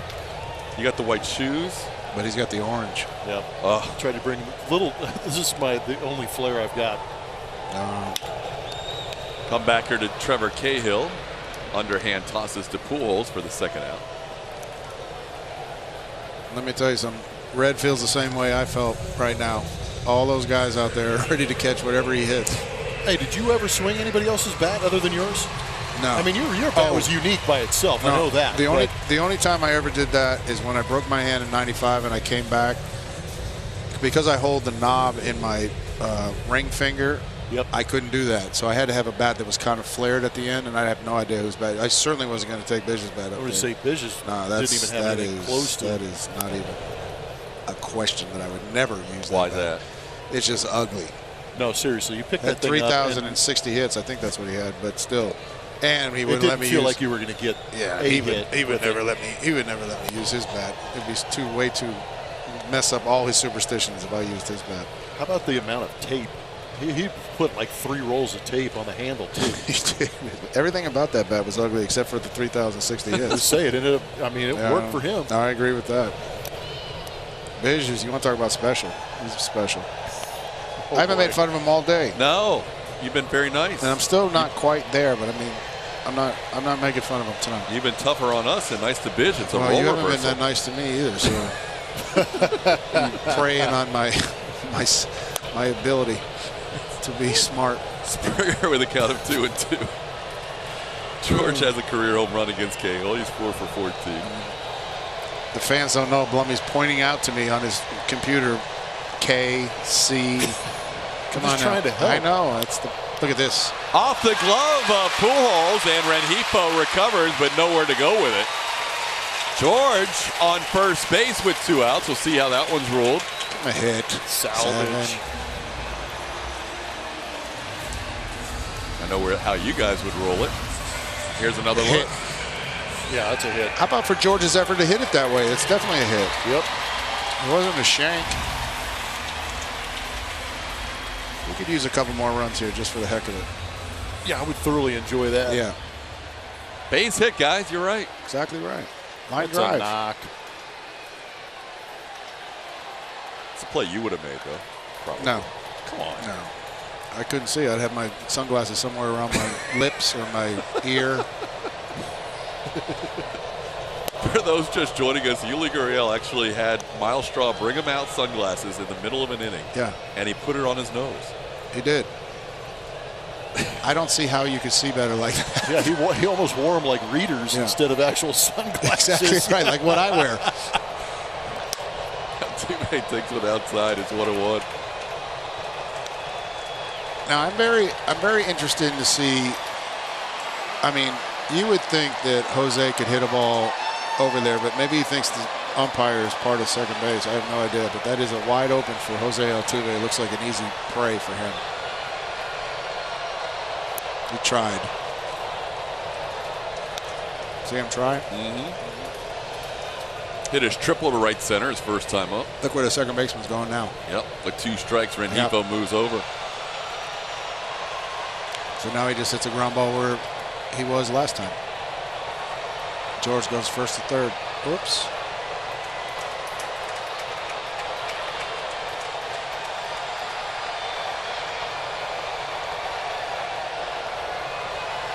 George with that base hit. Now Full is hand. reaching 17 straight.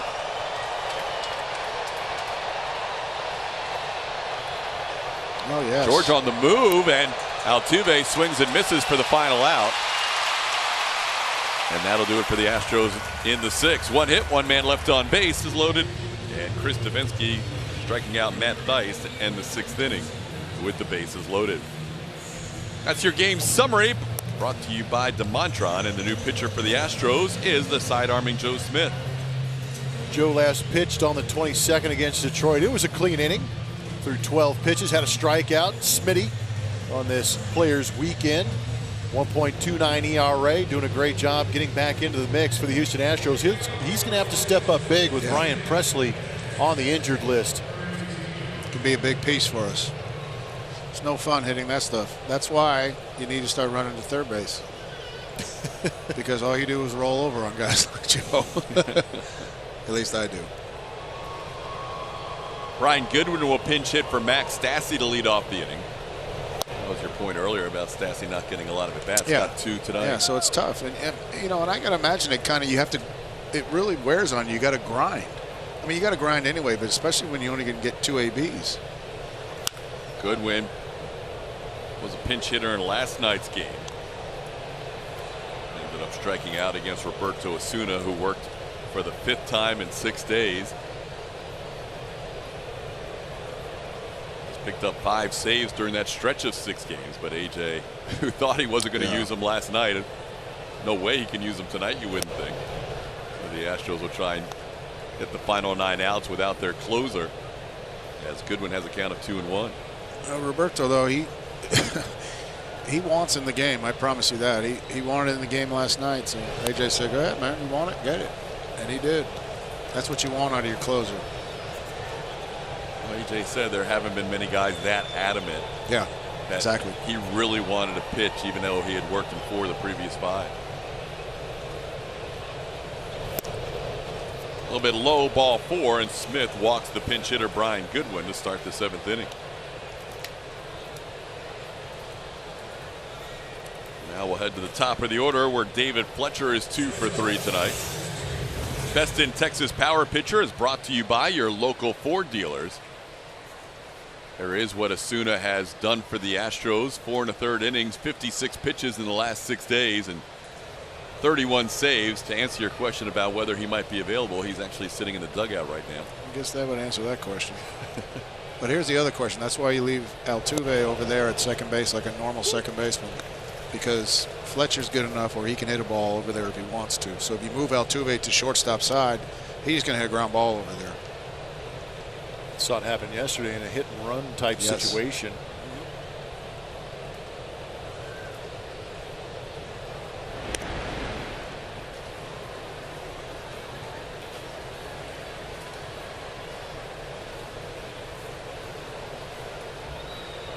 Mentioned this in last night's broadcast, but in case you didn't join us last night, all pitchers will wear the black hats, and also the undersleeves will be darker.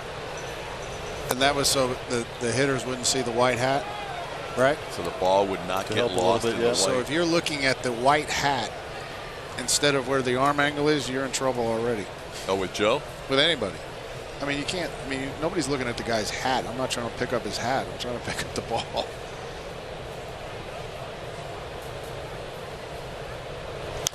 That ball chopped towards third. Played fair by Toro. Long throw in time. Abraham Toro makes his best defensive play in his third major league game. And there's one away. Is that ball before the bag? Because that's not the third base call. We'll find out right here. It's behind it. Nice job. Nice play. Yeah, you got to finish the play. You can't rely on the umpire. Oh, no, you're right. 100%, Blummy. Wow, that's close. It's a good quick exchange. Yes, it was. I know you talk about that a lot, Blummy, with Bregman and stuff. That's not an easy play, man. No. It's really not. No. You're the furthest from the first base bag, and you're throwing across your body. Yeah. It's a lot of momentum going away from where you're throwing it. You got to have good arm strength. And it's one thing doing it in ground balls before a game, never mind at game speed. That's the way you practice, though.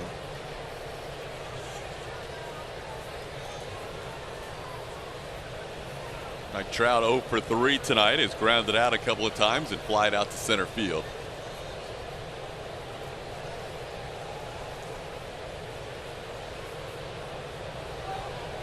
On the season against the Astros, Trout is 5 for 29. 3 of those 5 hits are home runs.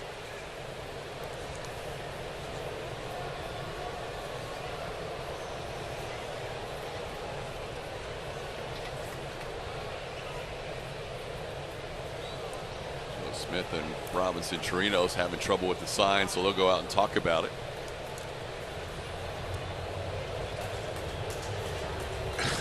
Unfortunately, I might know what they're talking about. It's basically the same thing that we talked about earlier, like Albert. Like if Mike wants to, can he hit a ball to second base, just a ground ball to second base with nobody over there? I'm not sure Mike can do that. I mean, he can pretty much do anything he wants in the game of baseball, but so I think that's what Joe's trying to figure out here is what's the best pitch for him that he can get him to pull it on the ground. At 0-2. Because if he was going to have a pitch to go the other way with, that was the one right there. Yeah, you know what, though? For me, in that situation, I would rather have the ball in than I can inside out. There he goes. Like that. Other way, base hit. That'll score a run. Trout drives in a run. Makes it a 5-2 game. Goodwin, the pinch hitter who walked, comes in to score. What was that pitch? That was an 0-2 pitch. Yeah, I know that, but it was. Is that a heater? Might have been, it was 87, so it might have been the heater, yeah. See, you see how he inside out? Tried to do it too. It's tough, man. Well, I've always felt that the good RBI guys are always thinking up the middle. Yeah, you are, especially off a guy like Joe who preys on guys that will roll that ball over. But he is Mike Trout. Joe will be disappointed. That was a center cut fastball. Yeah, you're right. Pitch. Yeah. 99 RBIs for Trout. Yeah, he's one shy of his third 100 RBI season. His other 2, he's ended up as the MVP. And he would probably be the leading candidate again this year. Here's Shohei Ohtani down in the count 0-1. And Smith ahead 0-2.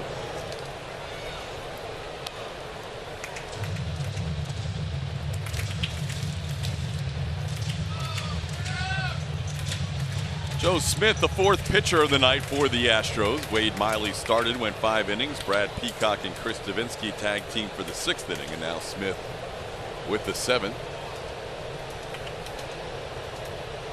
Oh, yeah. Call third strike. Smith on an 0-2 pitch gets Ohtani looking for out number 2. First strikeout for Joe. Was Miley Cyrus? I mean, Jonas Brothers? No, he pitched earlier. What is going on? This is a here? slider from Joe Smith. Good pitch down and away. I'm just talking about all the cameras going on. As you say, you can see it in the background, the lights that are lighting up that Baggy's talking about. Is that because of Shohei? That's the modern day wave. See that? I'm not up with that. Like the emoji. Yeah, you You learned were about on the emojis. emoji. Yeah. I know, but it's not actually a real emoji. Plummy says if I haven't texted to you, then it's not real. How often do you guys text during games? A lot more than you can imagine. I was going to say, I thought you were going to say a lot more than I text you. That would be incredibly true. Yeah, TK. You're on it today, TK. You got some good stuff today. I'm proud of you. 0-2 the count to Upton. He's been prepping for a month for this thing. Once a month we get back. Praying on the week. I'm terrible. Well, now Smith has another 0-2 count against a right-handed hitter. We'll see what he does with Justin Upton. It's not Mike Trout. Oops. Oh, double hit. Wow. Foot. Helmet. Man, Upton went down in a hurry on that 0-2 foul ball. That's the thing with the sidearm pitcher. There's nowhere to put that ball except on your shin. He missed the first 72 games because of a left foot injury. Oh, is it? That's why he wears that guard in the left foot. Yeah, ball sinking in. Oh, look back at foot. the back ankle. Oh my gosh. That hit his back ankle. Guys, let me tell you something. When you hit your back leg, you know your swing's messed up. The truth. It really is.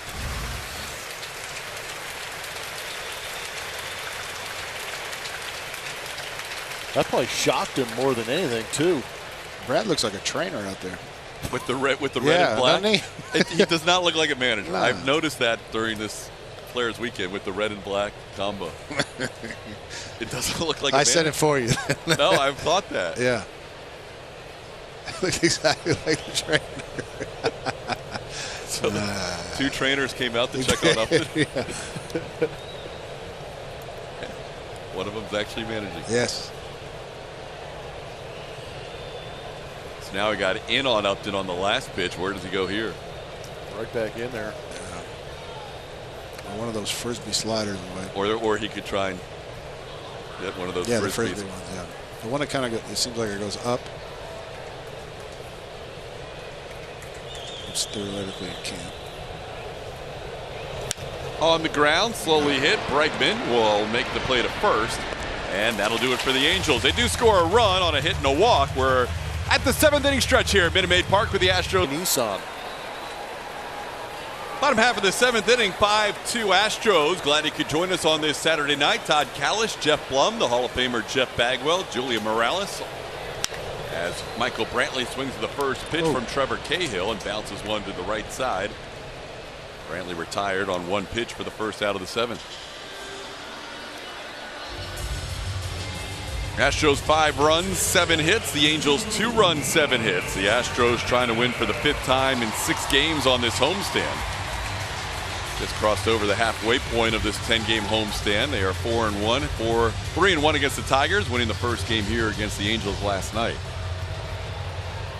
And the Astros a chance to tie for the best record in the American League with a win tonight. They are on a pace to win 100 games for the 3rd consecutive season. Yeah. That would become the 6th franchise to ever accomplish that. Most recently, the Yankees. Well, they should be proud of that. I mean, you know, it's entertaining to watch these guys night in, night out. And, you know, I watch a ton of baseball, and there's no better team that I can see to watch than these guys because you just never know what's going to happen. I mean, God forbid for some other team to catch all these guys, our hitters getting going on the same day. I mean, it's a pleasure to watch, and Jeff has done a great job putting this team together. As I said before, you got the best manager in baseball. Jim stepping up and, getting guys here and keeping guys here.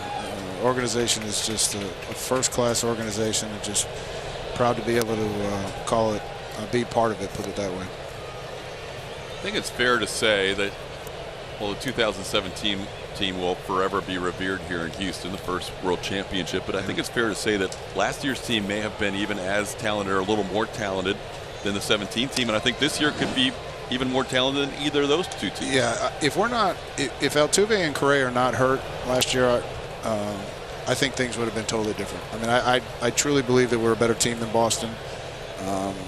Things happen for them at the right time. But if we're healthy on all cylinders with that pitching staff last year and with this offense, but now you add Brantley and you add Jordan and Greinke. I mean, we're good. I mean, we really are. And the main thing is, as long as we post every single night, we got a shot to win this whole thing again. I can't wait till September, to be honest with you, because I feel like there's a little bit of a lull in the month of August for the team, and there always is during the season. But you get to September and you start to see that light at the end of the tunnel. They start to smell that championship in the West, and all of a sudden they start ramping things up. Yes. That's what I worry about the rest of the league seeing, is those guys really healthy, firing on all cylinders, and wanting it.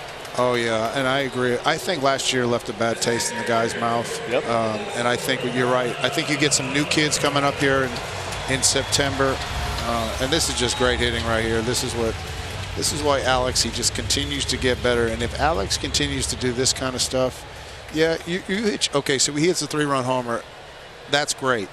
What do you do if you hit 32 home runs, what do you do with the rest of the 560 at-bats you have? And you hit some base hits to right. What he can do in a single season each and every year is just, you're going to see improvement. And even if you don't see that much improvement, you're just going to watch. It's going to be the same stuff over and over again. Oh, Alex has got 30 homers again. Oh, Alex scored 100, walked 100, drove in 100. That's the kind of player he is. And all our guys, man, it's just that when we get to that point, Blummy, somewhere around September 15th, and, they're going to start playing for that home field advantage too. Yep. You're going to see some great things, and the biggest thing is all our guys got to be able to post each and every day. If they stay healthy and they get out there, this is a great team, and they're certainly fun to watch. Another 22-year-old from Las Tunas, Cuba, with a 2-0 count, takes a changeup for a strike. It's 2-1. I want no part of that pitch. Oh, good changeup too, way on that outer and up, edge, which is even harder. What do you do with that pitch? Swing and miss. Or ground out to second? No, I don't want to do that. Yeah. Me neither. I only did it about 3,000 times. Well, it was good. You're good the other 6,000 times. How many at-bats did you get in your career? Too many? Yeah, thank you for answering that question for me. That is exactly right. Hey, by the way, we've kept the nickname since you watched Jordan the first week and you called it Must See TV. It is Must See That's TV. Carried forward. Yeah, but we got a new one now. What is it? Must See BP. He's got the Cuban flag on that baseball bat. It does. And he went in batting practice off El Grande. I'll tell you what, it's hard to say this on air, but this kid's going to get better too. Once he learns how to handle that pitch about belt high. Oh, come on, that was man. not a strike. Jordan, who doesn't complain Never very often, complains. lingers an extra beat because he felt like that should be 3-2. He's right. I think Yuli's talking to him right now saying that's ridiculous. This pitch went around the plate. I mean, that's not even close. Yeah, that's pretty bad. That was the worst call of the night. So Jordan has a 1-for-4 night going now, and here's Yuli with 2 outs. It's a shame. Yuli has doubled, grounded out, and drawn a walk. Yuli with a career high in walks this year. What's he got? Well, it's not a lot, but it's still a career high. I get it.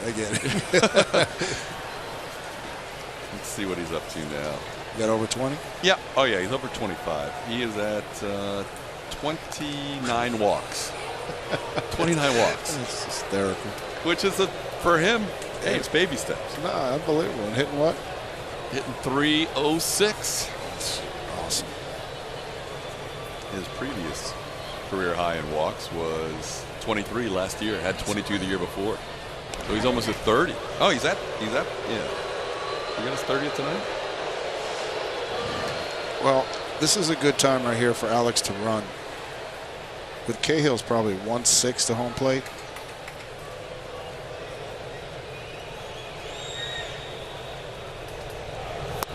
How do you know that? Just by watching. Seriously? Yeah. You can time him up by watching him. That's skill. You're the best. Old age. So you're thinking he's about 1-6. So Alex here with 2 outs should try and get him to score. Yeah, I mean, what's it going to hurt? He's not going, I promise you that. I can tell based on his lead. Yeah. Oh, you really heard that from up here. 3-0. Yuli looks down at Gary Pettis, who is nowhere near the third base coaching box with Yuli batting. Gary could not be much further away. He's got a bad knee. Does. Got to protect it. Yuli looks at a strike on the outside corner.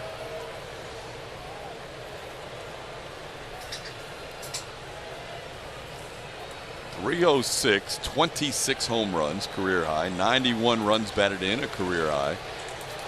Really having quite a season at age 35. And draws his 30th walk of the year. Exactly. There you go. Back-to-back walks drawn by Yuli. Okay, Blummy, we talked about this last time. Yep. Chirino's in a sinker in. That's what we're looking for. Rolled over last time, but this will be the second time he's seen him in this ball game. Yep. Maybe make that adjustment, get under that sinker, and launch. Or just hit a rocket into that left field corner. It'll work too. Or a base hit to right field. La Pena is moving this year too. Yes, he is. He's running well. Pretty good for a pineapple. 52-year-old. Whoa. That's young. Last time he was bleed. Into right field. Calhoun moves to his right and makes the play. Astros leave 2. We're through 7, 5-2 Houston.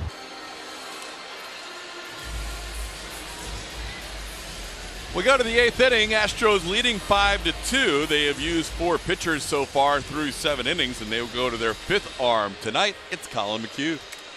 Colin McHugh out there. It's been a while since we've seen him on the bump. On the 20th, he pitched against Detroit. Went 2 innings, gave up 3 hits, nothing else. Struck out 4 through 34 pitches in that outing. Of course, his nickname is 12-6 for that curveball he brought with him to Houston. It's been more of the slider, though. He doesn't throw that anymore. Slurve. Breaks a lot, though. Sideways now.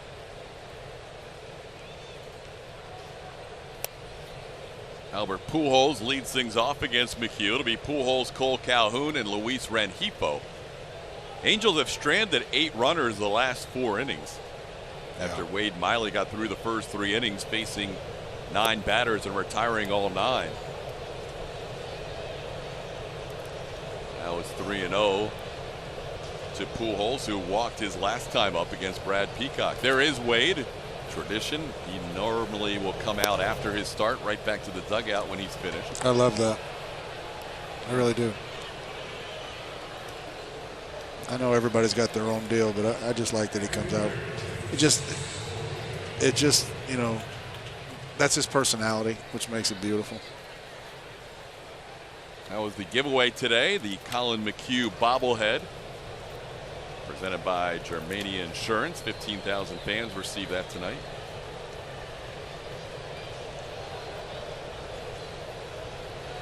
There's Cole Calhoun 0 for 3. I'll take that double play right now. Didn't we get a double play on that ball? That one with McHugh? Oh, the McHugh ball? Is that a double play or just an out? There's a short hop to Altuve. Nice He goes play. to first. Smart, and now Pujols is hung up. Got all day long. Don't worry about it. He'll tire out before you do. And Altuve makes the play. Pujols tried to knock the ball out of his glove. Smart play. Nice job. Jose Altuve, a heads-up double play.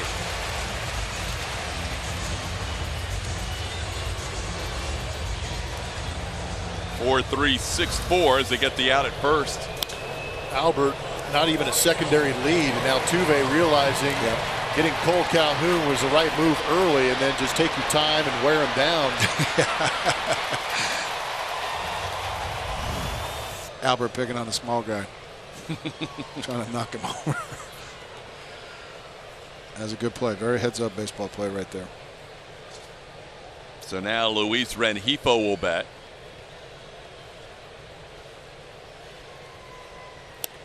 Rengifo hit a home run right-handed. The only run allowed tonight by Wade Miley.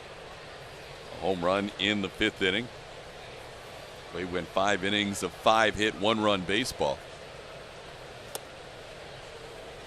McHugh misses inside. It's 2-0.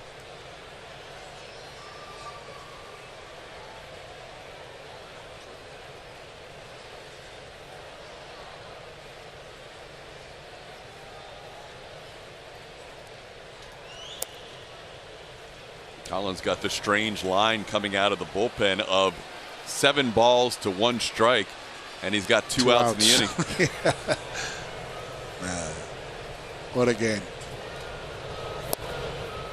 Now 8 out of 9 have missed the zone. 2 walks in the inning issued by McHugh, and he will now face the number 8 hitter, Matt Thaiss.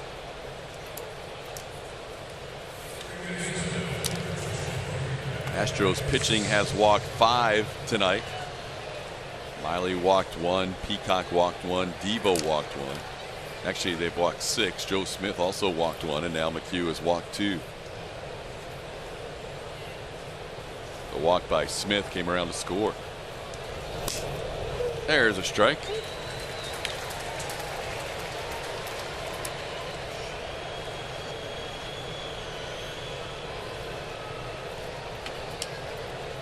Nice 1 for 3, opposite field single in the 5th inning.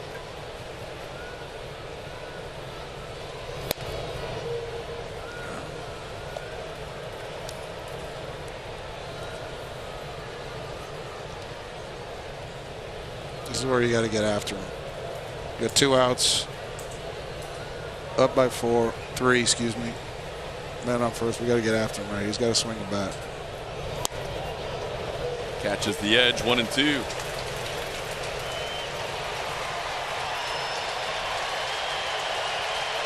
Sound the crowd of 37,862.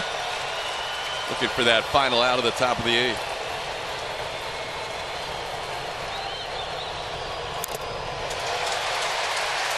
Foul at the plate.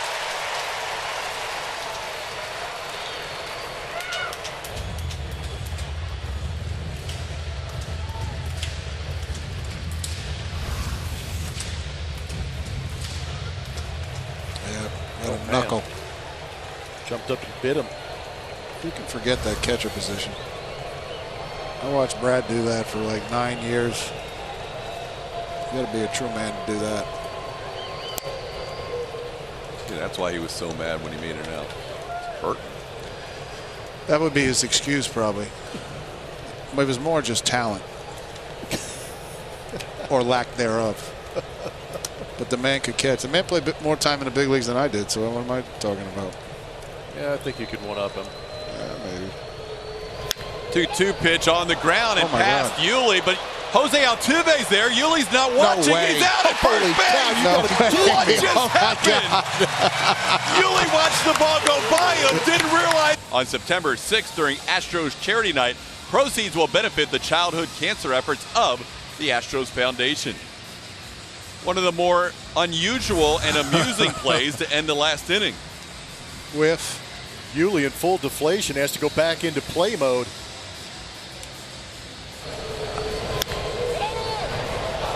Yuli's not even paying attention here. He's almost like he was looking, why does Altuve have the ball? Oh, this will be a great look. And for Altuve to throw it into the inside part even made it better, because if he threw it to towards the dugout, he wouldn't have caught it. That whole inning was on Altuve. That was awesome. Played the ball to first and got the double play, and then saved Yuli. That's Little League stuff right there. That was awesome. Oh, my God. Oh. Cam Bedrosian takes over for the Angels, bottom half of the 8th inning. Man, every night you turn in, you never know what you're going to get. Man, that is the truth. Watch enough baseball, you'll see everything you think.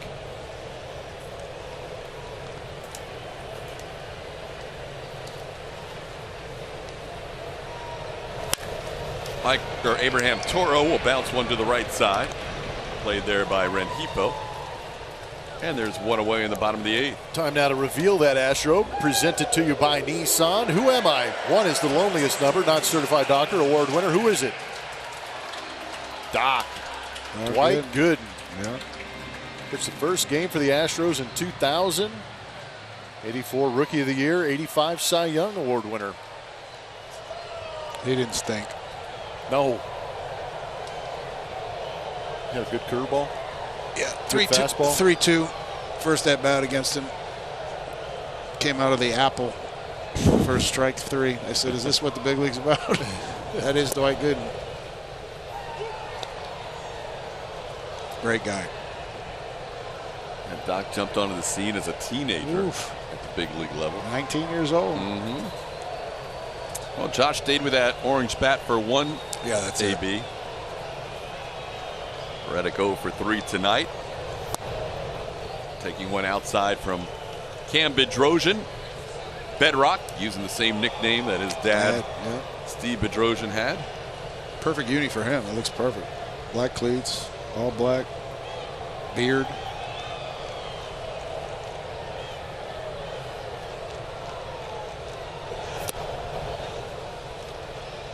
Josh down to the count.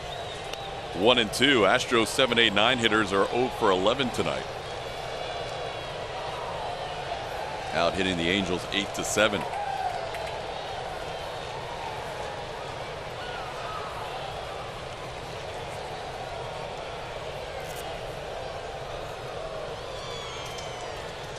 Come on, Josh. Stay through one.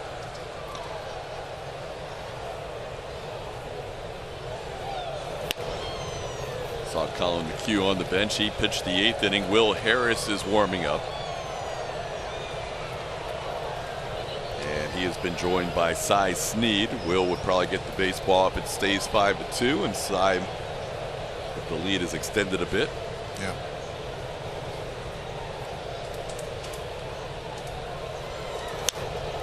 Bleed.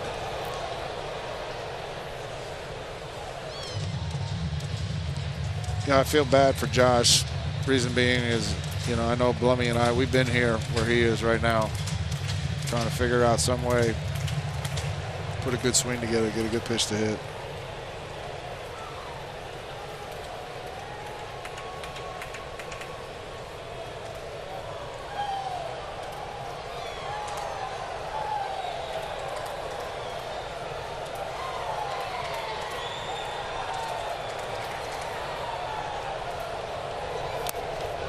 Now the count goes full.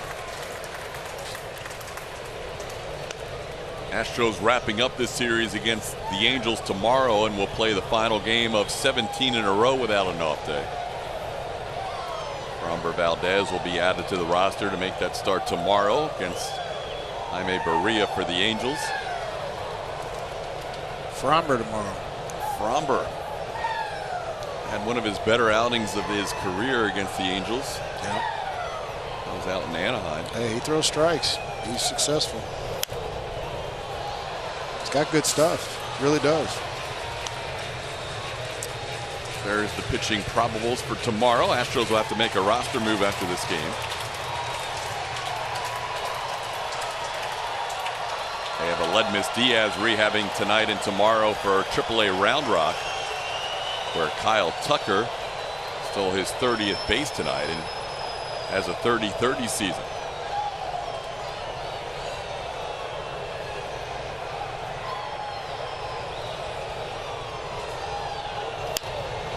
Into left field, Upton has a play on it. Puts it away for out number 2.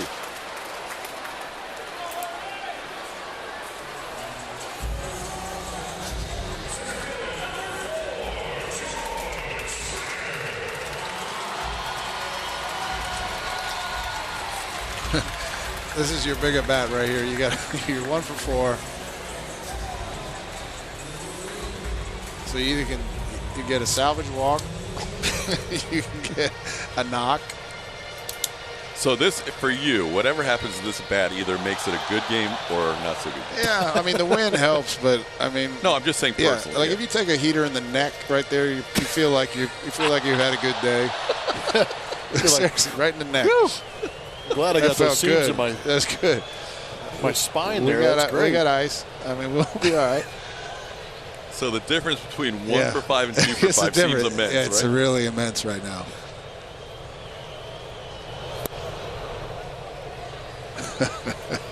George was able to pick up a base hit on a line drive off of Pujols' glove his last time up. Yeah, so you can try and look at a positive there, but. So if he gets hit in the neck. And goes down, AJ's going to come out and high-five him? Yeah, actually, AJ gets it too. Because he's not high on the batting average list either. Great manager. Between him and Brad. Yeah, where would you go there? Huh? You need a hit. Who do you go to? AJ or Brad? I think both of them are in the same spot right now. They're going, I know what George is feeling right now. I know. You didn't answer the question. What was the question? I didn't know. The question is, you need a base hit. You got 2 pinch hitters available. AJ Hinch, Brad Austin. I'm going with Brad because he was my teammate. There you go.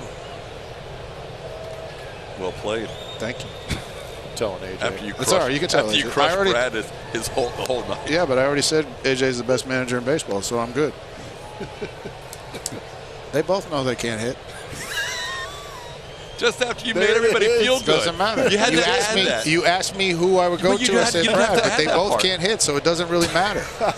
They're all going to go 1 for 5. Everybody was wearing white shirts and happy, and then you have to add that. You basically picked which guy's going to make the outs. Those 2 are going to make outs. I promise you. They throw it right at Brad's neck, and he would just miss him. He goes, and he would try and get hit, and they would miss him. He goes, I can't believe that missed me. So here he goes, 3-1 on George. Now here's the question: what is George thinking right now? Oh, should he swing, or should he try and battle on 3-2 pitch? He's going to try and hit it off the plexiglass. That's what I want him to do. So you don't want him to salvage.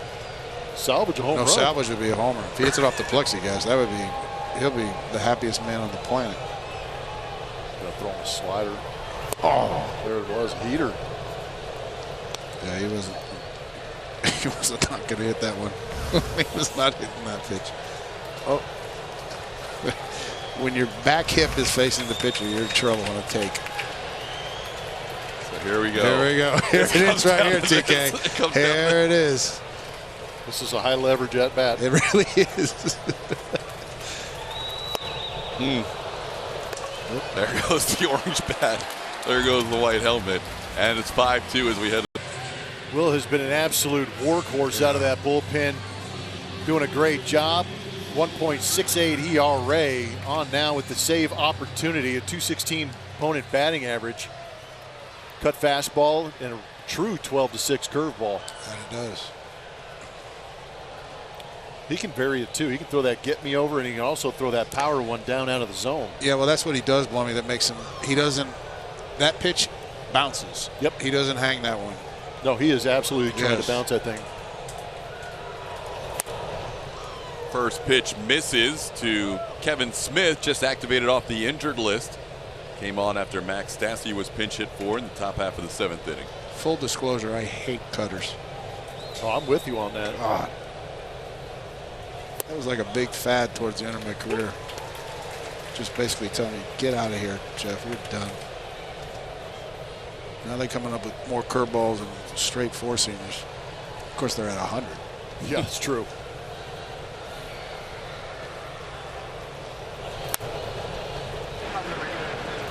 Smitty, Kevin Smith at the plate, and Will Harris, you can see, wears clutch cam, and that is in honor of Cameron Gooch, young fan who lost his life last year, was a huge Astros fan and showed up for the postseason and became great friends with Will and great friends with AJ, and Will wanted to make sure that's awesome that Cameron's family and friends knew that he was thinking about him during this Players Weekend. That's the one right there. Yep. It's a little bit sideways, a little bit more, but it bounces. 2-2 the count. Will did not have a save last year, did not have any saves on this season, looking for his first save since back in 2017 when he saved a game in late May against the Orioles. Picks up a strikeout of the first batter he faces, getting Kevin Smith swinging. Don't forget, after the game, it'll be our post-game show presented by Whataburger. Kevin Eschenfelder and Mike Stanton will host. Michael Brantley continues his hitting streak, did so with a 2-run home run. Alex Bregman, speaking of home runs, setting a career mark with number 32. And number 7 will have post-game interviews. You know what? I cannot wait to get out of here. What are you getting away from? Nah, you know. It's just, we're having a good time. No, I know. You guys What are happened having to us? fun in my experience. Number 7. Yeah, number 7. That's right. Julia. Julia's number 7. Yeah. She wore it all throughout her athletic career. Bud Rodriguez fan. I was. I deserve everything that I get this weekend, yes. I was number 7, though. Growing up, when I played sports. That's what we're That's going true. Number with. 7's a great number. I know. Scored it's my a lot favorite. of runs for me. That's fair. I'm cool with that. Okay, thanks. It's Blum and TKs I got the problem with. 3 doesn't count to David Fletcher. Taking advantage of TK. my... No, TK was great. Wait, hold tonight. on. TK, this is working perfectly, man. The plan? Yep. It's working like a charm. Never have me back again.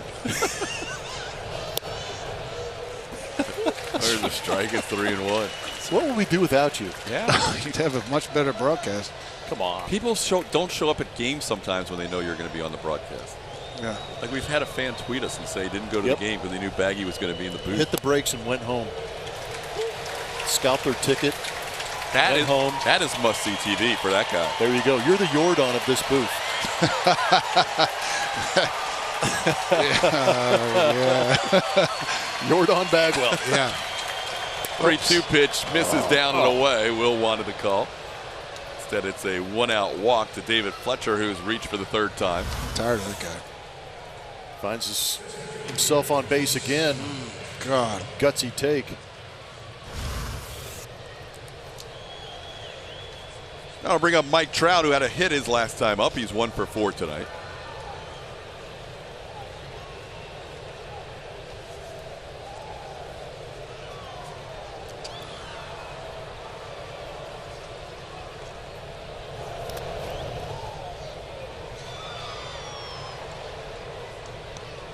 That boy looks massive right there. Beat me up. Golly.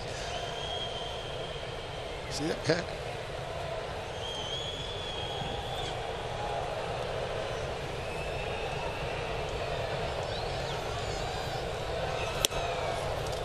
Upstairs is 2-0.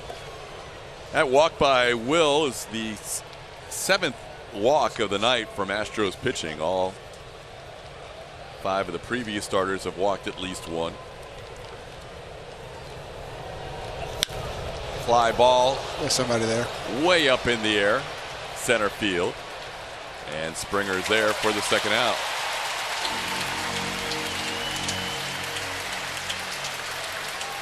Okay, let's see if all these camera phones go on here. It's all for Shohei.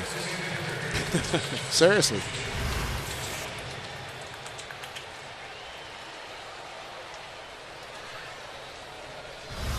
That was one of Trout's at-bats you were talking about earlier for George. He ends the night 1 for 5.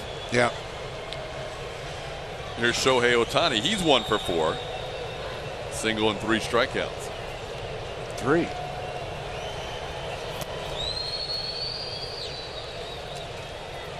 How many walks do we have this tonight? 7? They have issued 7 walks. 7 hits for the Angels, and they've drawn 7 walks.